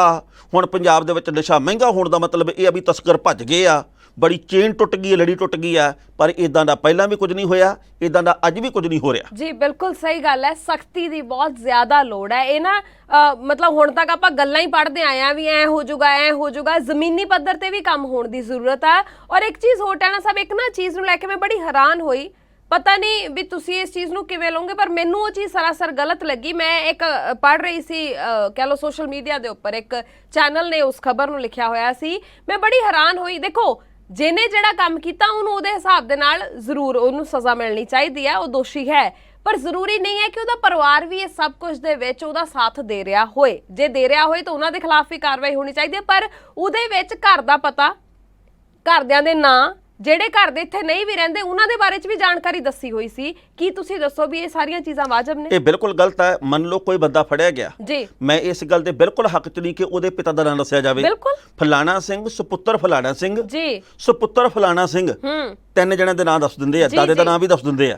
ਫਿਰ ਪਤਾ ਫਲਾਣਾ ਵੀ ਯਾਰ ਤੁਸੀਂ ਬੰਦੇ ਨੇ ਜਿਹਨੇ ਕਸੂਰ ਕੀਤਾ ਉਹਦੀ ਗੱਲ ਕਰੋ, ਤੁਸੀਂ ਦਾਦੇ ਤੱਕ ਕਿਉਂ ਪਹੁੰਚ ਰਹੇ? ਤੇ ਅਗਲੀ ਗੱਲ ਦੇਖੋ ਵੀ ਇਹਦੇ 'ਚ ਵਿਤਕਰਾ ਮੈਨੂੰ ਇਉਂ ਲੱਗਦਾ ਵੀ ਕੁੜੀ ਤੇ ਮੁੰਡੇ ਇਕੱਠੇ ਫੜੇ ਗਏ ਚਿੱਟੇ ਦੇ ਮਾਮਲੇ 'ਚ। ਆਖੇ ਕੁੜੀ ਦਾ ਨਾਂ ਨਸ਼ਰ ਨਹੀਂ ਕਰਨਾ, ਇੱਕ ਕੁੜੀ ਆ ਕੋਈ ਸੁਮਨ ਜਾਂ ਰਜਨੀ ਜਾਂ ਕੁਝ ਵੀ ਲਿਖ ਕੇ ਕਾਲਪਨਿਕ ਨਾਂ, ਤੇ ਮੁੰਡਿਆਂ ਦੇ ਨਾਂ ਅਸਲੀ। ਜਦੋਂ ਕੰਮ ਇੱਕੋ ਜਿਹਾ, ਕਰਤੂਤ ਇੱਕੋ ਜਿਹੀ ਕੀਤੀ ਆ, ਤੇ ਫਿਰ ਕੁੜੀ ਦੀ ਗੱਲ ਕਿਉਂ ਨਹੀਂ ਕਰਦੇ ਜੀ ਅਸੀਂ? ਨਾਲੇ ਜਿਹਨੇ ਕੀਤਾ ਹੈ, ਤੁਸੀਂ ਉਹਨੂੰ ਨਸ਼ਰ ਕਰੋ, ਪਰ ਜਿਨ੍ਹਾਂ ਨੇ ਕੋਈ ਦੋਸ਼ ਹੀ ਨਹੀਂ ਕੀਤਾ, ਹੁਣ ਕਈ ਵਾਰ ਪਰਿਵਾਰ ਨੂੰ ਪਤਾ ਹੀ ਨਹੀਂ ਹੁੰਦਾ ਵੀ ਨਿਆਣਾ ਕੀ ਕੰਮ ਕਰ ਰਿਹਾ ਕੀ ਨਹੀਂ ਕਰ ਰਿਹਾ, ਜਿਨ੍ਹਾਂ ਨੇ ਕੋਈ ਕਸੂਰ ਹੀ ਨਹੀਂ ਕੀਤਾ, ਤੁਸੀਂ ਉਹਨਾਂ ਦੇ ਨਾਂ, ਉਹਨਾਂ ਦੇ ਘਰ ਦੇ ਪਤੇ, ਉਹਨਾਂ ਦੇ ਬਾਰੇ ਸਾਰਾ ਕੁਝ ਨਸ਼ਰ ਕਰ ਰਹੇ ਹੋ, ਕਿਉਂ ਬਈ? ਬਿਲਕੁਲ ਕੀ ਸਹੀ। ਉਹਨਾਂ ਨੇ ਸਮਾਜ ਦੇ ਵਿੱਚ ਨਹੀਂ ਰਹਿਣਾ? ਉਹਨਾਂ ਦਾ ਕੀ ਕਸੂਰ ਹੈ ਜੇਕਰ ਬੱਚਾ ਇਹੋ ਜੀ ਕੋਈ ਹਰਕਤ ਕਰਦਾ ਤਾਂ? ਬਿਲਕੁਲ ਸਹੀ। ਥੋੜਾ ਜਿਹਾ ਸੋਚ ਸਮਝ ਕੇ ਮੈਨੂੰ ਲੱਗਦਾ ਹੈ ਕਿ ਸਾਨੂੰ ਵੀ ਆਪਣੀ ਜ਼ਿੰਮੇਵਾਰੀ ਨਿਭਾਉਣੀ ਚਾਹੀਦੀ ਹੈ। ਐਵੇਂ ਨਹੀਂ ਹਰ ਇੱਕ ਚੀਜ਼ ਵੀ ਸਭ ਤੋਂ ਪਹਿਲਾਂ, ਸਭ ਤੋਂ ਤੇਜ਼, ਸਭ ਤੋਂ ਜ਼ਿਆਦਾ ਅਸੀਂ ਹੀ ਜਾਣਕਾਰੀ ਦਿੰਨੇ ਆ, ਇਦਾਂ ਨਹੀਂ ਹੁੰਦਾ। ਬਿਲਕੁਲ ਸਹੀ। ਹਰੇਕ ਦੀ ਨਿੱਜੀ ਜ਼ਿੰਦਗੀ ਹੈ। ਜੱਜ ਦਾ ਵਿਚਾਰ। ਪ੍ਰਾਈਮ ਮਿਨਿਸਟਰ ਟੀਵੀ ਤੇ ਵਕਫੇ ਤੋਂ ਬਾਅਦ ਇੱਕ ਵਾਰ ਫਿਰ ਤੋਂ ਤੁਹਾਡਾ ਸਾਰਿਆਂ ਦਾ ਸਵਾਗਤ ਹੈ। ਪ੍ਰੋਗਰਾਮ ਜੱਜ ਦਾ ਵਿਚਾਰ ਵੇਖ ਰਹੇ ਹੋ ਤੁਸੀਂ। ਮੈਂ ਹਰਮਨ ਥਿੰਦ, ਮੇਰੇ ਨਾਲ ਨੇ ਸਵਰਨ ਸਿੰਘ ਟਾਣਾ ਤੇ ਹਾਂਜੀ ਅਗਲੀਆਂ ਖਬਰਾਂ ਵੱਲ ਵਧੀਏ। ਟਾਣਾ ਹਰਮਨ ਜੀ, ਸਾਹਿਬ, ਮੈਂ ਤਾਂ ਨਾ ਬਹੁਤ ਸਾਰੀਆਂ ਦੁਕਾਨਾਂ ਦੇ ਉੱਤੇ ਕਾਰਵਾਈ ਕਰਵਾਉਣੀ ਚਾਹੁੰਦਾ। ਕਾਹਦੇ ਲਈ? ਥਾਂ ਤੇ ਹਰ ਗਲੀ ਦੇ ਵਿੱਚ, ਮੁਹੱਲੇ ਦੇ ਵਿੱਚ ਨਸ਼ਾ ਕਿਵੇਂ ਵਿਕ ਰਿਹਾ, ਲੋਕਾਂ ਨੂੰ ਨੀਂਦ ਹੀ ਆਈ ਜਾਂਦੀ ਹੈ। ਕੀ ਮਤਲਬ ਆ? ਥਾਂ ਤੇ ਲੱਸੀ ਮਿਲਦੀ ਆ। ਕੱਲ ਮੈਂ 2 ਗਲਾਸ ਪੀ ਲਏ ਮਿੱਠੀ ਲੱਸੀ ਦੇ। ਉਹ ਤਾਂ ਸਸਤਾ ਨਸ਼ਾ ਟਾਣਾ ਸਾਹਿਬ। ਮੈਂ ਤਾਂ ਨਾ ਬੌਂਦਲ ਜੇ ਗਿਆ। ਉਸ ਤੋਂ ਬਾਅਦ ਮੈਂ ਕਿਹਾ ਕਿਤੇ ਵੀ ਪਾ ਦਿਓ ਹੁਣ। ਦੁਨੀਆ ਦੀ ਕੋਈ ਤਾਕਤ ਨਹੀਂ ਹੈ ਜਿਹੜੀ ਲੱਸੀ ਪੀਣ ਤੋਂ ਬਾਅਦ ਨੀਂਦ ਨੂੰ ਆਉਣ ਤੋਂ ਰੋਕ ਸਕੇ। ਹਾਂ, ਫੇਰ ਨਾ ਗਰਮੀ ਲੱਗਦੀ ਹੈ, ਨਾ ਪੱਖੇ ਦਾ ਪਤਾ, ਨਾ ਕੂਲਰ ਦਾ ਪਤਾ, ਫੇਰ ਤਾਂ ਬੰਦਾ ਕਹਿੰਦਾ ਵੀ ਬਸ ਲੱਸੀ ਪੀ ਲਈ। 2 ਹੁਣ ਗੋਭੀ ਵਾਲੇ ਪਰੌਂਠੇ, ਹਾਏ ਹਾਏ ਹਾਏ ਹਾਏ, ਉੱਤੋਂ ਹੋਵੇ ਲੱਸੀ, ਇਸ ਸੀਜ਼ਨ 'ਚ ਗੋਭੀ ਕਿੱਥੋਂ ਲੈ ਆਈਏ? ਸਭ ਕੁਝ ਮਿਲ ਜਾਂਦਾ। ਅੱਛਾ, ਆਲੂ ਕਹਿ ਲੋ ਨਾ। ਸਭ ਕੁਝ ਮਿਲਦਾ। ਅੱਛਾ। ਜੇ ਮੈਂ ਤੁਹਾਨੂੰ ਗੋਭੀ ਵਾਲੇ ਪਰੌਂਠੇ ਵੀ ਵਿਖਾ ਦਿਆਂ, ਹਾਂ। ਮੰਨੋ? ਨਹੀਂ, ਉਹ ਤਾਂ ਮੈਨੂੰ ਪਤਾ ਸਭ ਕੁਝ ਮਿਲਦਾ, ਪਰ ਜਿਹੜਾ ਸਵਾਦ ਸਿਆਲਾਂ 'ਚ ਗੋਭੀ ਵਾਲੇ ਪਰੌਂਠਿਆਂ ਦਾ, ਉਹ ਗਰਮੀਆਂ 'ਚ ਥੋੜੀ ਹੈ। ਉਹ ਚਲੋ ਗੱਲ ਠੀਕ ਹੈ ਤੁਹਾਡੀ। ਅੱਜ ਕੱਲ ਕੋਲਡ ਸਟੋਰ ਦੇ ਵਿੱਚ ਲੋਕ ਜਮ੍ਹਾਂ ਕਰ ਲੈਂਦੇ ਆ। ਹਾਂ, ਯੈਸ ਯੈਸ ਜਾਂ ਸਹੀ ਜਾ ਰਹੇ ਹੋ। ਮਤਲਬ ਕਹਿਣ ਦਾ ਇਹ ਆ ਵੀ ਭਾਈ ਲੱਸੀ ਹੈ ਨਾ ਜਿਹੜੀ, ਹੈ ਤਾਂ ਸਾਡੀ ਰੂਹ ਦੀ ਖੁਰਾਕ। ਹਾਂ, ਲੱਸੀ ਹੈ ਜਿਹੜੀ, ਉਹ ਸਾਡੇ ਸਵਾਦ ਦੇ ਵਿੱਚ ਸ਼ਾਮਿਲ ਆ, ਤੇ ਸਾਡੇ ਸਰੀਰ ਲਈ ਚੰਗੀ ਵੀ ਬਹੁਤ ਸਾਡੇ ਹੈ। ਸਰੀਰ ਲਈ ਚੰਗੀ ਵੀ ਬਹੁਤ ਆ। ਹਾਂ। ਪਰ ਕਰੀਏ ਕੀ, ਮਨੁੱਖੀ ਤਨ ਜਿਹੜਾ, ਹਾਂ, ਉਹ ਹੁਣ ਬੌਂਦਲ ਤੇ ਜਾਂਦਾ। ਉਹ ਲੱਸੀ ਦੇ ਵਾਰ ਨੂੰ ਝੱਲ ਨਹੀਂ ਪਾਉਂਦਾ। ਸਹੀ ਗੱਲ ਹੈ, ਕਿੱਥੇ ਲੱਸੀ ਚੇਤੇ ਕਰਾਤੀ ਟਾਣਾ ਸਾਹਿਬ। ਪਰ ਚਲੋ ਛੱਡੋ, ਮੈਂ ਤਾਂ ਤੁਹਾਨੂੰ ਇਹ ਕਹਿਣ ਲੱਗੀ ਟਾਣਾ ਸਾਹਿਬ, ਤੁਹਾਡੇ ਘਰ ਦੇ ਵਿੱਚ ਪੁਰਾਣੀਆਂ ਆਪਣੇ ਵਿਰਸੇ ਨਾਲ ਜੁੜੀਆਂ ਹੋਈਆਂ, ਇਤਿਹਾਸ ਨਾਲ ਜੁੜੀਆਂ ਹੋਈਆਂ ਕਿੰਨੀਆਂ ਕੁ ਚੀਜ਼ਾਂ ਪਈਆਂ? ਹੈਗੀਆਂ, ਕਾਫੀ ਹੈਗੀਆਂ। ਜੀ। ਇੱਕ ਮੇਰੀ ਮਾਤਾ ਜੀ ਦੇ ਪਿੱਤਲ ਦੇ ਛੰਨੇ ਪਏ ਆ ਕੁਛ, ਤੇ ਕੁਛ ਜਿਹੜੇ ਵੱਡੇ ਥਾਲ ਆ ਜਿਹੜੇ ਉਹ ਲੈ ਕੇ ਆਏ ਸੀ, ਮੈਨੂੰ ਦੱਸਦੇ ਹੁੰਦੇ ਆ, ਪਤਾ ਮੈਂ ਨਾਲ ਲੈ ਕੇ ਆਈ ਸੀ। ਉਹ ਵੱਡੇ ਥਾਲ ਆ ਜਿਹੜੇ 2-3 ਉਹ ਪਏ ਆ। ਸੋ ਮੇਰਾ ਖਿਆਲ ਆ ਵੀ ਇੱਕ ਕੰਗਣੀ ਵਾਲਾ ਗਲਾਸ ਵੀ ਪਿਆ, ਤੇ ਚਰਖਾ ਵੀ ਹੈਗਾ, ਤੇ ਹੈਗੀਆਂ ਕਈ ਚੀਜ਼ਾਂ ਹੈਗੀਆਂ।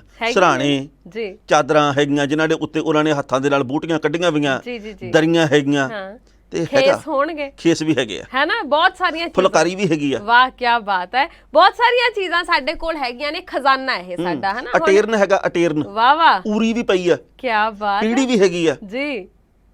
ਫੂਕਣੀ ਤੇ ਚਮਟਾ ਵੀ ਹੈਗਾ। ਹਾਂ, ਸਾਡੇ ਆ ਜਿਹੜੇ ਅੰਤ ਦੇ ਵਿੱਚ ਹਥਿਆਰਾਂ ਦੇ ਨਾਲ ਨੇ ਨਾ ਤੁਸੀਂ, ਇਹ ਤਾਂ ਵਾਵਾ ਮਾਰ ਵੀ ਖਾਦੀ ਹੋਣੀ ਹੈ। ਨੇ ਫੂਕਣੀ ਨਾਲ ਤਾਂ ਸਾਡਾ ਬਹੁਤ ਗੂੜਾ ਰਿਸ਼ਤਾ ਰਿਹਾ, ਤੇ ਚਿਮਟੇ ਨਾਲ ਵੀ, ਚਮਟੇ ਨਾਲ ਵੀ ਰਿਹਾ। ਚਲੋ ਕੋਈ ਗੱਲ ਨਹੀਂ, ਪਰ ਮੈਂ ਤਾਂ ਕਹਿੰਦੀ ਆ ਵੀ ਤੁਹਾਡੇ ਕੋਲ ਜੇ ਇੰਨੀਆਂ ਚੀਜ਼ਾਂ ਨੇ, ਤੁਸੀਂ ਵੀ ਇੱਕ ਹਵੇਲੀ ਖੋਲੋ ਟਾਣਾ ਸਾਹਿਬ, ਅੱਛਾ, ਉੱਥੇ ਇਹ ਸਾਰੀਆਂ ਚੀਜ਼ਾਂ ਜਿਹੜੀਆਂ ਉਹ ਰੱਖੋ। ਨਹੀਂ ਮੈਂ ਸਤਿਕਾਰ ਕਰਦਾ ਜਿਹੜੇ ਲੋਕ ਇਹ ਕੁਝ ਕਰਦੇ ਆ, ਫਿਰ ਮੈਂ ਕਿਤੇ ਹੋਰ ਰਹਿ ਲੈਣਾ, ਕਿਉਂਕਿ ਜੀ, ਸਾਡਾ ਤਾਂ ਘਰ ਹੀ ਏਡਾ ਕਾ।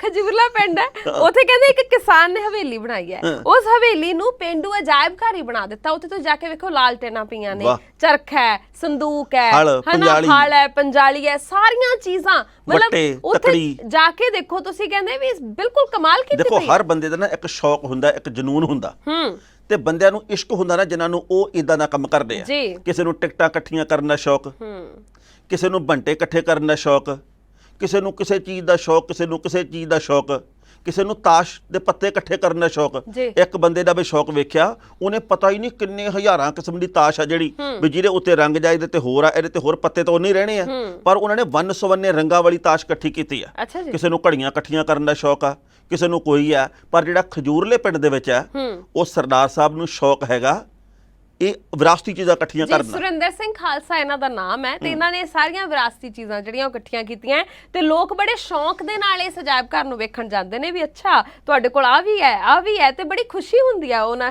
ਮੈਂ ਤਸਵੀਰਾਂ ਵੇਖੀਆਂ ਟਾਣਾ ਸਾਹਿਬ, ਤਸਵੀਰਾਂ ਵੇਖ ਕੇ ਸੱਚੀ ਬੜਾ ਚਾਅ ਜਿਹਾ ਚੜਦਾ ਵੀ ਲੈ ਆ ਤਾਂ ਸਾਡੇ ਘਰ 'ਚ ਵੀ ਸੀ, ਆਹ ਚੀਜ਼ ਤਾਂ ਸਾਡੇ ਦਾਦੀ ਜੀ ਵੀ ਲੈ ਕੇ ਆਏ ਸੀ, ਹਨਾ, ਆਹ ਚੀਜ਼ਾਂ ਤਾਂ ਸਾਡੇ ਘਰ ਦਾ ਸ਼ਿੰਗਾਰ ਤੁਹਾਨੂੰ ਵੀ ਚੇਤੇ ਸੀ। ਆ ਵੀ ਜਦੋਂ ਹੁਣ ਤੋਂ ਲਗਭਗ 40 ਕੁ ਸਾਲ ਪਹਿਲਾਂ, 35 ਕੁ ਸਾਲ ਪਹਿਲਾਂ, ਵੀ ਸਾਡੇ ਮਾਲਵੇ ਦੇ ਵਿੱਚ ਤਾਂ ਇਹ ਹੁੰਦਾ ਸੀਗਾ ਵੀ ਜਦੋਂ ਮੈਂ ਨਾਨਕੀ ਰਹਿੰਦਾ ਸੀ ਨਾ, ਉਦੋਂ ਮੈਂ ਹੋਊਂਗਾ 5 ਕੁ ਸਾਲ ਦਾ, 7 ਸਾਲ ਦਾ, ਉਦੋਂ ਮੇਰੀ ਨਾਨੀ ਜੀ ਨੇ ਇਹ ਗੱਲ ਕਹਿਣੀ ਵੀ ਆਹ ਜਿਹੜੀ ਖੰਡ ਆ ਨਾ, ਖੰਡ ਨੂੰ ਰੱਖਦੇ ਆਪਾਂ ਸੰਦੂਕ 'ਚ। ਅੱਛਾ ਜੀ।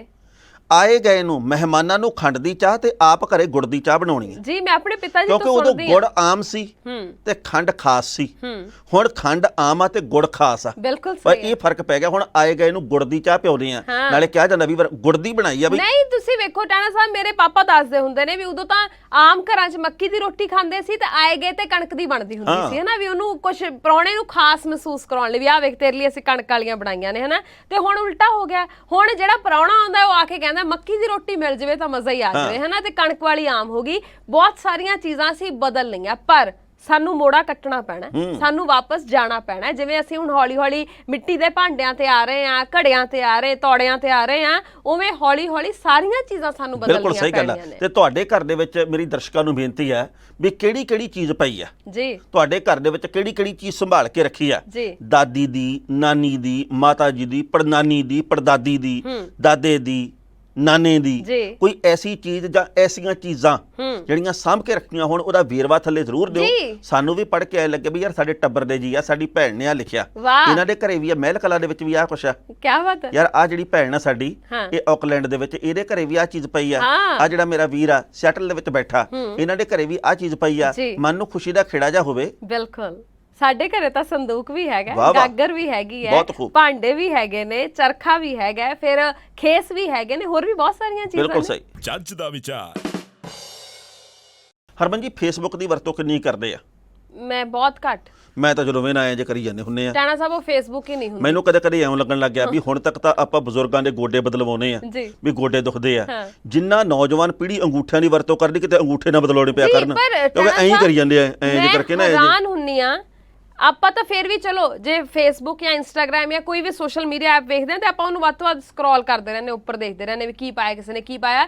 ਕਈ ਲੋਕ ਤਾਂ ਪੋਸਟਾਂ ਇਦਾਂ ਠਾ ਪਾਉਂਦੇ ਨੇ ਵੀ ਜਿਵੇਂ ਪਤਾ ਨਹੀਂ ਸਾਰਾ ਦਿਨ ਉੱਥੇ ਬੈਠੇ ਲਿਖੀ ਜਾਂਦੇ ਨੇ। ਆਪਦੇ ਮੂੰਹ ਦੀ ਆਪੇ ਫੋਟੋ ਖਿੱਚ ਕੇ ਵਿਖਾਈ ਜਾਂਦੇ ਆ। ਇਹ ਦੇਖੋ ਕੈਸੀ ਗੱਲ ਬਾਤ ਕੀਤੀ ਹੈ, ਹੈ। ਆਪਦੀ ਫੋਟੋ ਆਪੇ ਹੀ ਖਿੱਚਣੀ। ਹਾਂ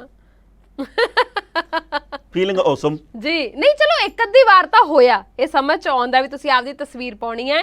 ਕਈ ਤਾਂ ਸਾਰਾ ਦਿਨ ਆਹੀ ਕੰਮ ਕਰਦੇ ਨੇ ਵੀ ਫੋਟੋ ਤੇ ਖਿੱਚ ਲਈ, ਜਿਹੜੇ ਵੀ ਬੰਦੇ ਇੰਨਾ ਸਮਾਂ ਯਾਨੀ ਕਿ 3 ਘੰਟੇ 4 ਘੰਟੇ 2 ਘੰਟੇ 5 ਘੰਟੇ 24 ਘੰਟੇ ਚ ਸੋਸ਼ਲ ਮੀਡੀਆ ਤੇ ਲਾਉਂਦੇ ਆ, ਉਹਨਾਂ ਨੇ ਕਾਮਯਾਬ ਕਿੱਥੇ ਹੋਣਾ? ਸਵਾਲ ਤਾਂ ਇਹ ਵੀ ਹੈ। ਉਹਦੇ ਵਿੱਚੋਂ ਦੇਖੋ 24 ਘੰਟੇ ਦੇ ਵਿੱਚੋਂ 8-9 ਘੰਟੇ ਉਹ ਸੌਂਦੇ ਵੀ ਹੋਣਗੇ, 5 ਘੰਟੇ ਫੇਸਬੁੱਕ ਤੇ YouTube ਦੇ ਉੱਤੇ ਜਾਂ ਹੋਰ ਕਿਤੇ ਲਾ ਲਿਆ ਵੱਖ-ਵੱਖ ਥਾਵਾਂ ਤੇ ਬਾਕੀ ਸਮਾਂ ਜਿਹੜਾ ਰਹਿ ਗਿਆ, ਜਾਂ ਤਾਂ ਫਿਰ ਜੇ ਤੁਸੀਂ ਕੰਮ ਨਾਲ ਵਫਾਦਾਰੀ ਨਹੀਂ ਕਰਦੇ, ਕੰਮ ਵਾਲੀ ਥਾਂ ਤੇ ਇਹ ਚੀਜ਼ਾਂ ਵਰਤਦੇ ਆ, ਤੇ ਜਾਂ ਫਿਰ ਕੰਮ ਕਰਦੇ ਹੀ ਨਹੀਂਗੇ ਜੀ। ਇਹ ਆ ਵੀ ਮਤਲਬ ਇਹ ਆ ਵੀ ਸੋਸ਼ਲ ਮੀਡੀਆ ਦੀ ਵਰਤੋਂ ਜ਼ਰੂਰ ਕਰੋ, ਦੇਸ਼ ਦੁਨੀਆ ਦੀ ਜਾਣਕਾਰੀ ਇਕੱਤਰ ਕਰਨੀ ਬੜੀ ਜ਼ਰੂਰੀ ਹੈ, ਪਰ ਇਹਨੂੰ ਇੱਕ ਰੋਗ ਦੇ ਤੌਰ ਦੇ ਉੱਤੇ ਨਾ ਹੋ ਜੇ ਜੀ। ਵੀ ਭਾਈ ਇਹਦੀ ਲੱਤ ਲੱਗ ਜੇ। ਕਈ ਲੋਕ ਰਾਤ ਨੂੰ ਉੱਠ ਕੇ ਵੇਖਣਗੇ ਵੀ ਹੁਣ ਤੁਹਾਨੂੰ ਕਿਹੜਾ ਐਸਾ ਮੈਸੇਜ ਆਉਣਾ ਵੀ ਗ੍ਰਹਿ ਮੰਤਰੀ ਦਾ ਵੀ ਭਾਈ ਤੇਰੇ ਬਿਨਾਂ ਸਰਦਾ ਨਹੀਂ, ਟੀ ਐ ਆਇਆ ਉਬੜਵਾਉ ਹੈ। ਅੱਛਾ ਬਿੱਲ ਜਮਾ ਕਰਾਉਣ ਵਾਲਾ ਰਹਿੰਦਾ। ਹਾਂ ਬਿਲਕੁਲ ਸਹੀ ਹੈ। ਤੁਹਾਨੂੰ ਪਤਾ ਹੈ ਇਸ ਫੋਨ ਦਾ ਕਰਕੇ, ਸੋਸ਼ਲ ਮੀਡੀਆ ਦੀ ਆਦਤ ਦਾ ਕਰਕੇ ਬਹੁਤ ਸਾਰੇ ਲੋਕਾਂ ਨੂੰ ਬਹੁਤ ਸਾਰੀਆਂ ਸਮੱਸਿਆਵਾਂ ਸਰੀਰਕ ਤੌਰ ਦੇ ਉੱਪਰ ਲੱਗਣ ਲੱਗ ਗਈਆਂ। ਜਿਵੇਂ ਕਈਆਂ ਨੂੰ ਅੱਜਕੱਲ ਸਰਵਾਈਕਲ ਦੀ ਸਮੱਸਿਆ ਆਮ ਹੋ ਗਈ, ਅੱਖਾਂ ਦੀਆਂ ਸਮੱਸਿਆਵਾਂ ਕਈ ਆਮ ਹੋ ਗਈਆਂ, ਹੋਰ ਬਹੁਤ ਸਾਰੇ ਰੋਗ ਅਸੀਂ ਜਿਹੜੇ ਆ ਉਹਨਾਂ ਨੂੰ ਜੀ ਆਇਆਂ ਨੂੰ ਕਹਿ ਰਹੇ ਆ ਇਸ ਸੋਸ਼ਲ ਮੀਡੀਆ ਦੇ ਚੱਕਰ ਦੇ ਵਿੱਚ। ਔਰ ਹੁਣ ਯੂਨੀਵਰਸਿਟੀ ਆਫ ਪੈਨਸਿਲਵੇਨੀਆ ਉਹਨਾਂ ਨੇ ਇੱਕ ਖੋਜ ਕੀਤੀ ਹੈ ਟਾਣਾ ਸਾਹਿਬ, ਤੁਸੀਂ ਸੁਣ ਕੇ ਹੈਰਾਨ ਹੋ ਜਾਓਗੇ ਕਿ ਇਸ ਵੇਲੇ 19 ਅਰਬ ਐਕਟਿਵ ਯੂਜ਼ਰਸ ਨੇ। 19 ਅਰਬ ਲੋਕ ਦੁਨੀਆ ਭਰ ਦੇ ਵਿੱਚ ਸੋਸ਼ਲ ਮੀਡੀਆ ਦੇ ਵੱਖ-ਵੱਖ ਮੰਚਾਂ ਦੀ ਵਰਤੋਂ ਕਰਦੇ ਆ। ਬਿਲਕੁਲ ਸਹੀ। ਤੇ ਪੂਰੀ ਦੁਨੀਆ ਦੀ ਆਬਾਦੀ ਕੋਲ 8 ਅਰਬ ਹੈ। ਮਤਲਬ ਇਹ ਹੈ ਵੀ ਇੱਕ ਬੰਦਾ 2-2 3-3 ਮੰਚ ਵਰਤਦਾ, ਭਾਵੇਂ ਉਹ ਫੇਸਬੁੱਕ, ਵਟਸਐਪ ਤੇ ਇੰਸਟਾਗ੍ਰਾਮ, ਸਨੈਪਚੈਟ, ਲੱਲੜ ਭੱਬੜ ਹੋਰ ਜੋ ਵੀ ਕੁਛ ਹੈ ਉਹਦੀ ਵਰਤੋਂ ਕਰਦਾ ਜੀ। ਬਿਲਕੁਲ। ਔਰ ਫੇਸਬੁੱਕ ਦੇ ਉੱਪਰ ਮਾਰਚ ਤੇ ਅਪ੍ਰੈਲ 2020 ਦੇ ਵਿੱਚ ਆਪਾਂ ਜੇ ਗੱਲ ਕਰੀਏ, ਸਿਰਫ ਇਸ ਮਹੀਨਿਆਂ ਦੀ ਗੱਲ ਕਰੀਏ, ਹਰ ਮਹੀਨੇ 4 ਤੋਂ 5 ਕਰੋੜ ਗਲਤ ਸੂਚਨਾਵਾਂ ਜਿਹੜੀਆਂ ਨੇ ਉਹ ਵਾਲੀਆਂ ਪੋਸਟਾਂ ਅੱਗੇ ਤੋਂ ਅੱਗੇ ਫੈਲੀਆਂ ਨੇ। ਇਹਦੇ ਤਾਂ ਮੈਨੂੰ ਬੜਾ ਦੁੱਖ ਆ। ਮੈਂ ਇਹਦੇ ਉੱਤੇ ਚਰਚਾ ਜ਼ਰੂਰ ਕਰਨੀ ਚਾਹੁੰਦਾ ਵੀ ਯਾਰ ਦੁਨੀਆ ਭਰ ਦੇ ਵਿੱਚ ਪਸਾਰਾ ਹੋਇਆ ਗਿਆਨ ਦਾ, ਸੋਸ਼ਲ ਮੀਡੀਆ ਨੇ ਕ੍ਰਾਂਤੀ ਲੈ ਕੇ ਆਂਦੀ ਹੈ, ਪਰ ਬਹੁਤ ਸਾਰੇ ਲੋਕ ਇਹੋ ਜਿਹੇ ਵੀ ਜਿਹੜੇ ਝੱਲਵਲੱਲੀਆਂ ਮਾਰਨੋਂ ਨਹੀਂ ਹਟਦੇ। ਉਹਨੂੰ ਗਾਲਾਂ ਕੱਢਤੀਆਂ, ਉਹਦੇ ਤੇ ਸ਼ੱਕ ਕਰ ਲਿਆ, ਆਪ ਕਦੇ ਕੁਝ ਨਹੀਂ ਕੀਤਾ, ਕੱਖ ਨਹੀਂ ਕੀਤਾ ਆਪ ਜ਼ਿੰਦਗੀ ਦੇ ਵਿੱਚ, ਪਰ ਹਰ ਬੰਦੇ ਦੇ ਵਿੱਚ ਨਗੋਚ ਕੱਢੀ। ਹਰ ਬੰਦਾ ਗਲਤ ਲੱਗਦਾ ਤੇ ਆਪ ਪਤਾ ਨਹੀਂ ਕਿਹਦੀ ਨਜ਼ਰ ਦੇ ਵਿੱਚ ਸਹੀ ਹੈਗੇ ਆ। ਉਹੀ ਜਿਹੜਾ ਇੱਕ ਗਰੁੱਪ ਜਿਹਾ ਬਣਾਇਆ ਹੁੰਦਾ, ਉਹੀ ਕਹੀ ਜਾਂਦੇ ਵੀਰ ਜੀ ਸਿਰਾ ਲਾਤਾ, ਵੀਰ ਜੀ ਕਮਾਲ ਹਨ, ਵੀਰ ਜੀ ਗਾਡਰ ਹਨ। ਹੁਣ ਗਾਡਰ ਹਨ ਤੈਨੂੰ ਕੀ ਕਰੀਏ ਦੱਸੋ? ਛੱਤ ਨਾਲ ਲਾ ਲਓ, ਹੁਣ ਛੱਤ ਤੇ ਪਲ ਗਏ। ਗੱਲ ਸਹੀ ਹੈ। ਤੇ ਉਧਰ ਦੂਸਰੇ ਬੰਨੇ ਟਾਣਾ ਸਾਹਿਬ ਤੁਸੀਂ ਟਵਿੱਟਰ ਦੀ ਗੱਲ ਸੁਣ ਲਓ। ਟਵਿੱਟਰ ਤੇ ਇਹ ਮਾਰਚ ਤੇ ਅਪ੍ਰੈਲ 2020 ਦੇ ਵਿੱਚ 15 ਤੋਂ 20 ਲੱਖ ਗਲਤ ਪੋਸਟਾਂ ਪਾਈਆਂ ਗਈਆਂ। ਇੰਨੀਆਂ ਗਲਤ ਖਬਰਾਂ, ਇੰਨੀਆਂ ਗਲਤ ਵੀਡੀਓ, ਜੀ ਇੰਨੀਆਂ ਗਲਤ ਫੋਟੋਆਂ ਬਣਾ ਕੇ ਲੋਕ ਪਾਉਂਦੇ ਆ ਵੀ ਧੰਦਾ ਹੀ ਉਹਨਾਂ ਦਾ ਇਹ ਬਣ ਗਿਆ। ਜੀ ਬਿਲਕੁਲ। ਔਰ ਮਾਹਰ ਇਹ ਗੱਲ ਕਹਿੰਦੇ ਨੇ ਕਿ ਹਰ ਰੋਜ਼ ਤੁਹਾਨੂੰ 30 ਮਿੰਟ ਤੱਕ ਹੀ ਸਿਰਫ ਜਿਹੜਾ ਸੋਸ਼ਲ ਮੀਡੀਆ ਵਰਤਣਾ ਚਾਹੀਦਾ ਹੈ। ਵੱਧ ਸੋਸ਼ਲ ਮੀਡੀਆ ਦੇ ਵੱਖ-ਵੱਖ ਮੰਚਾਂ ਦੀ ਵਰਤੋਂ ਕਰਦੇ ਆ ਤਾਂ ਇਹ ਤੁਹਾਡੀ ਸਿਹਤ ਲਈ ਨੁਕਸਾਨਦਾਇਕ ਆ। ਪਰ ਲੋਕ ਕਿੰਨਾ ਕਰਦੇ ਆ, 2.5 ਘੰਟੇ ਤੋਂ ਵੱਧ ਔਸਤਨ ਵਰਤੋਂ ਕੀਤੀ ਜਾ ਰਹੀ ਆ। ਕੋਈ 5 ਘੰਟੇ, ਕੋਈ 1 ਘੰਟਾ। ਇਹਦੀ ਜੇਕਰ ਔਸਤ ਕੱਢਦੇ ਆ ਤਾਂ 2.5 ਤੋਂ ਲੈ ਕੇ 3 ਘੰਟੇ ਹਰ ਬੰਦਾ ਦੁਨੀਆ ਭਰ ਦੇ ਵਿੱਚ ਸੋਸ਼ਲ ਮੀਡੀਆ ਦੀ ਵਰਤੋਂ ਕਰਦਾ ਤੇ ਸਭ ਤੋਂ ਵੱਧ ਭਾਰਤ ਦੇ ਵਿੱਚ ਹੁੰਦੀ ਹੈ। ਜੀ ਅਸੀਂ ਸਾਰਾ ਟਾਈਮ ਬਸ ਉਹੀ ਵਰਤਦੇ ਰਹਿੰਦੇ ਆ। ਔਰ ਪਤਾ ਨਹੀਂ ਕਿਉਂ ਸਾਨੂੰ ਇਹ ਲੱਗਦਾ ਹੈ ਕਿ ਸੋਸ਼ਲ ਮੀਡੀਆ ਤੇ ਬੈਠੇ ਬੈਠੇ ਹੀ ਕ੍ਰਾਂਤੀ ਆ ਜਾਊਗੀ, ਸਫਲਤਾ ਆ ਜਾਊਗੀ, ਇਨਕਲਾਬ ਲੈ ਆਵਾਂਗੇ, ਅਸੀਂ ਸਭ ਕੁਝ ਬਦਲ ਕੇ ਰੱਖ ਦਿਆਂਗੇ, ਅਸੀਂ ਆਪਣਾ ਭਵਿੱਖ ਬਦਲ ਲਵਾਂਗੇ। ਇਦਾਂ ਨਹੀਂ ਹੁੰਦਾ। ਗਾੜ ਸਾਮਰਾਜ ਦੇ ਵਿੱਚੋਂ ਬਾਹਰ ਨਿਕਲੋ। ਇਹ ਫੋਕੀ ਕ੍ਰਾਂਤੀ ਦੀਆਂ ਗੱਲਾਂ ਬੰਦ ਕਰੀਏ। ਜ਼ਮੀਨੀ ਪੱਧਰ ਦੇ ਉੱਤੇ ਕੁਝ ਕਰਨ ਵਾਲੇ ਲੋਕ ਆ ਜਿਹੜੇ, ਉਹਨਾਂ ਦੀ ਚਰਚਾ ਆਪ ਹੀ ਹੋ ਜਾਂਦੀ ਹੈ। ਬਿਲਕੁਲ ਵੀ ਆਪਾਂ ਜੇ ਕਹੀਏ ਵੀ ਭਾਈ ਵੀ ਮੈਂ ਆਹ ਕੀਤਾ ਤੇ ਮੈਂ ਦੱਸਾਂ, ਇਹਦੀ ਲੋੜ ਘੱਟ ਆ। ਜੀ ਸਾਰਾ ਕੁਝ ਆਪੇ ਹੀ ਪਤਾ ਲੱਗ ਜਾਂਦਾ। ਜੱਜ ਦਾ ਵਿਚਾਰ। ਟਾਣਾ ਸਾਹਿਬ ਆਪਾਂ ਹਰ ਰੋਜ਼ ਵਾਤਾਵਰਣ ਦੀ ਗੱਲ ਕਰਦੇ ਆ। ਆਪਾਂ ਹਰ ਰੋਜ਼ ਇਹ ਗੱਲ ਕਰਦੇ ਆ ਕਿ ਇਸ ਵੇਲੇ ਸਾਡਾ ਜਿਹੜਾ ਵਾਤਾਵਰਣ ਆ ਬਹੁਤ ਜ਼ਿਆਦਾ ਪਲੀਤ ਹੋਇਆ, ਬਹੁਤ ਜ਼ਿਆਦਾ ਆਲੇ ਦੁਆਲੇ ਪ੍ਰਦੂਸ਼ਣ ਫੈਲਿਆ ਹੋਇਆ। ਸਾਨੂੰ ਸਾਹ ਲੈਣ ਦੇ ਵਿੱਚ ਵੀ ਦਿੱਕਤਾਂ ਆ ਰਹੀਆਂ ਨੇ। ਪਰ ਕੁਝ ਕੁ ਲੋਕ ਇਹੋ ਜਿਹੇ ਨੇ ਜਿਹੜੇ ਕੁਝ ਨਹੀਂ ਸੋਚਦੇ। ਉਹਨਾਂ ਨੇ ਜੋ ਕਰਨਾ ਹੁੰਦਾ ਉਹ ਕਰ ਦਿੰਦੇ ਨੇ। ਉਸ ਤੋਂ ਬਾਅਦ ਵਿੱਚ ਚਾਹੇ ਕਿਸੇ ਨੂੰ ਕੋਈ ਵੀ ਖਮਿਆਜ਼ਾ ਉਸ ਚੀਜ਼ ਦਾ ਭੁਗਤਣਾ ਪਵੇ। ਇੱਕ ਖਬਰ ਆਈ ਸਾਹਮਣੇ ਜਿਹਨੇ ਬਹੁਤ ਜ਼ਿਆਦਾ ਦੁਖੀ ਕਰ ਦਿੱਤਾ ਟਾਣਾ ਸਾਹਿਬ।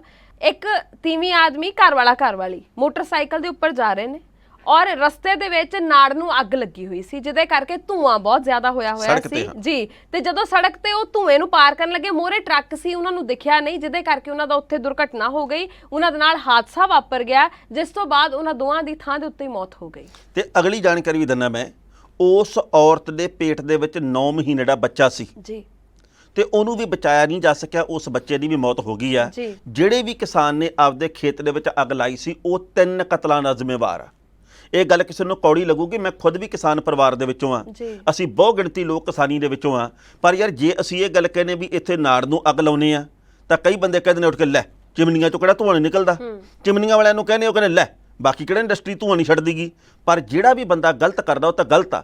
ਆਪਾਂ ਇਹ ਗੱਲ ਕਹਿ ਦਿੰਦੇ ਆ ਵੀ ਭਾਈ ਸਰਕਾਰਾਂ ਨੇ ਸਾਡਾ ਸਹਿਯੋਗ ਨਹੀਂ ਦਿੱਤਾ, ਸਾਨੂੰ ਸੰਦ ਨਹੀਂ ਮੁਹੱਈਆ ਕਰਵਾਏ, ਅਸੀਂ ਇਸ ਕਰਕੇ ਮਜਬੂਰੀ 'ਚ ਅੱਗ ਲਾਉਨੇ ਆ। ਹੁਣ ਇਹ ਵੀ ਸਰਕਾਰਾਂ ਆ ਕੇ ਚੈੱਕ ਕਰਨ ਵੀ ਭਾਈ ਹਵਾ ਦਾ ਮੁਹਾਨ ਕਿਹੜੇ ਪਾਸੇ ਨੂੰ ਆ। ਇਹ ਵੀ ਸਰਕਾਰਾਂ ਆ ਕੇ ਚੈੱਕ ਕਰਨ ਵੀ ਭਾਈ ਕਿਤੇ ਦਰਖਤ ਤਾਂ ਨਹੀਂ ਬਾਹਰਲੇ ਸੜਦੇ।